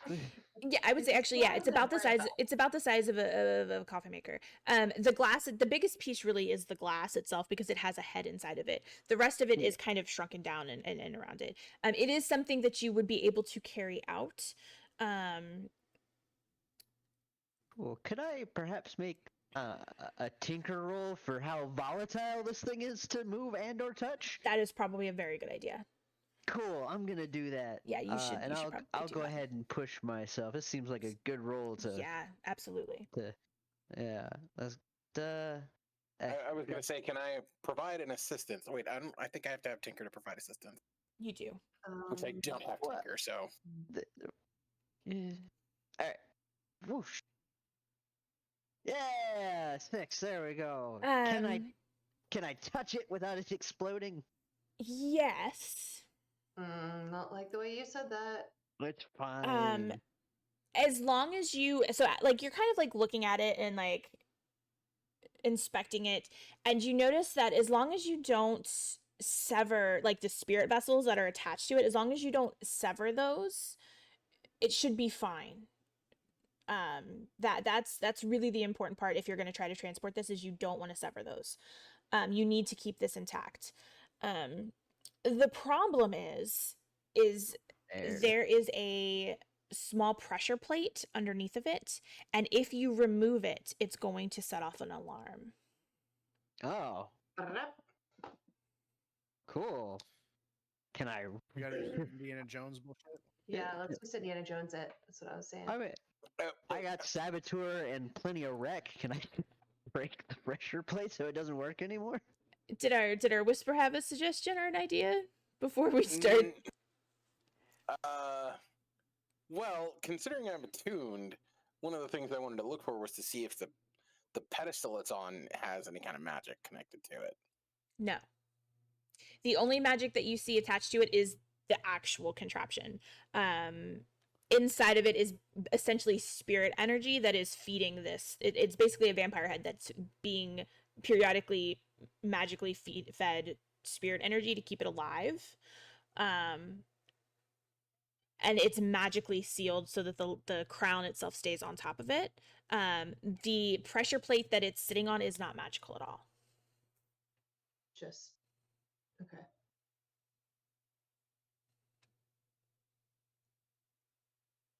I got nothing. Yeah, It's well, one of those moments of like, would removing the crown actually do anything? Since we only have to keep the spirit vessel intact. But you said it's magically being held on. So just so you know, the entire thing is Thorn's crown.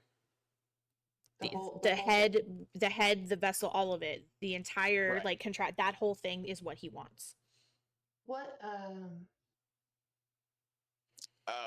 does anyone have a better plan than me wrecking how the pressure plate works? is the pressure plate itself sitting on anything? Just thought, is it So the way embedded? it's on like almost like a, I said a bookcase, but it's probably more accurate to just be kind of like a shelf. And the pressure plate is attached to something underneath the shelf that will set off the alarm if you remove it. So if you wanted to look at like the actual device that the pressure plate is attached to see if you can somehow disconnect that, you can try that maybe. Or I am a big fan of Wreck, and we could just light this candle and see what happens. I mean, the point here is to wreck the alarm so it doesn't go off in some fashion. That's if you pass your roll. If you fail, Of if you get a course. 1, shit's gonna go down, and it's gonna be way more fun for me. Right? Well, there was one thing I was going to say here. Do we want to, because if this is going to set off the alarm, do we want to check for the treasury first, grab that, and then run back here, snatch this up, and then flee? I mean, how far away was that supposed to be? The treasure room is this rectangular one, like underneath where we are. I will say, over since we're here. getting kind of late, I will just kind of hand wave that you were able to loot the treasury already, and you were able you will be able to make a couple of coin off of what you get in the treasury. Excellent. So it's basically, he's like, let's go check it out before we pick this thing up. We do that. Because we know where this is. We do that, we grab some treasure, then we come back.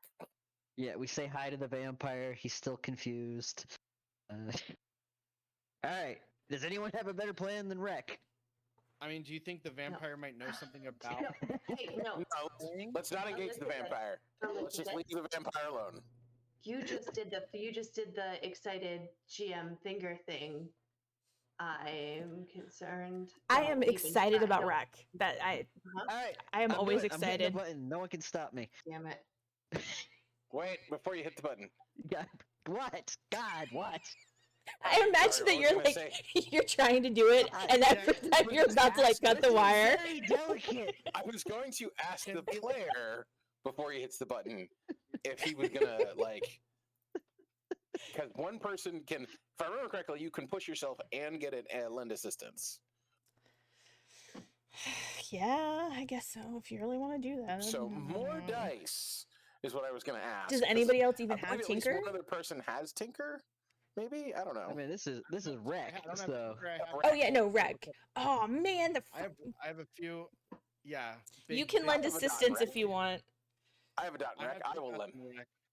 okay, who's? I'm getting teamwork from somebody. Is what I'm hearing. Yeah. Mm-hmm. So you get the extra Cool. dice. It's I will also push fine. myself to get. Do you want to mark the stress, John? Sure. Yeah, I'll take it. All right. All right, Is so it just one or two? It's just one 2. to lend assistance. yeah, when Yeah, you're just helping, one. it's just one. Yeah, it's just one. All right. So as I delicately getting ready to work, and everyone's like, "Wait, like what?" I'm using very expensive and difficult. There is acid involved. Please stop stopping me. All right, we're good. Great. Yeah, critical success. Damn it.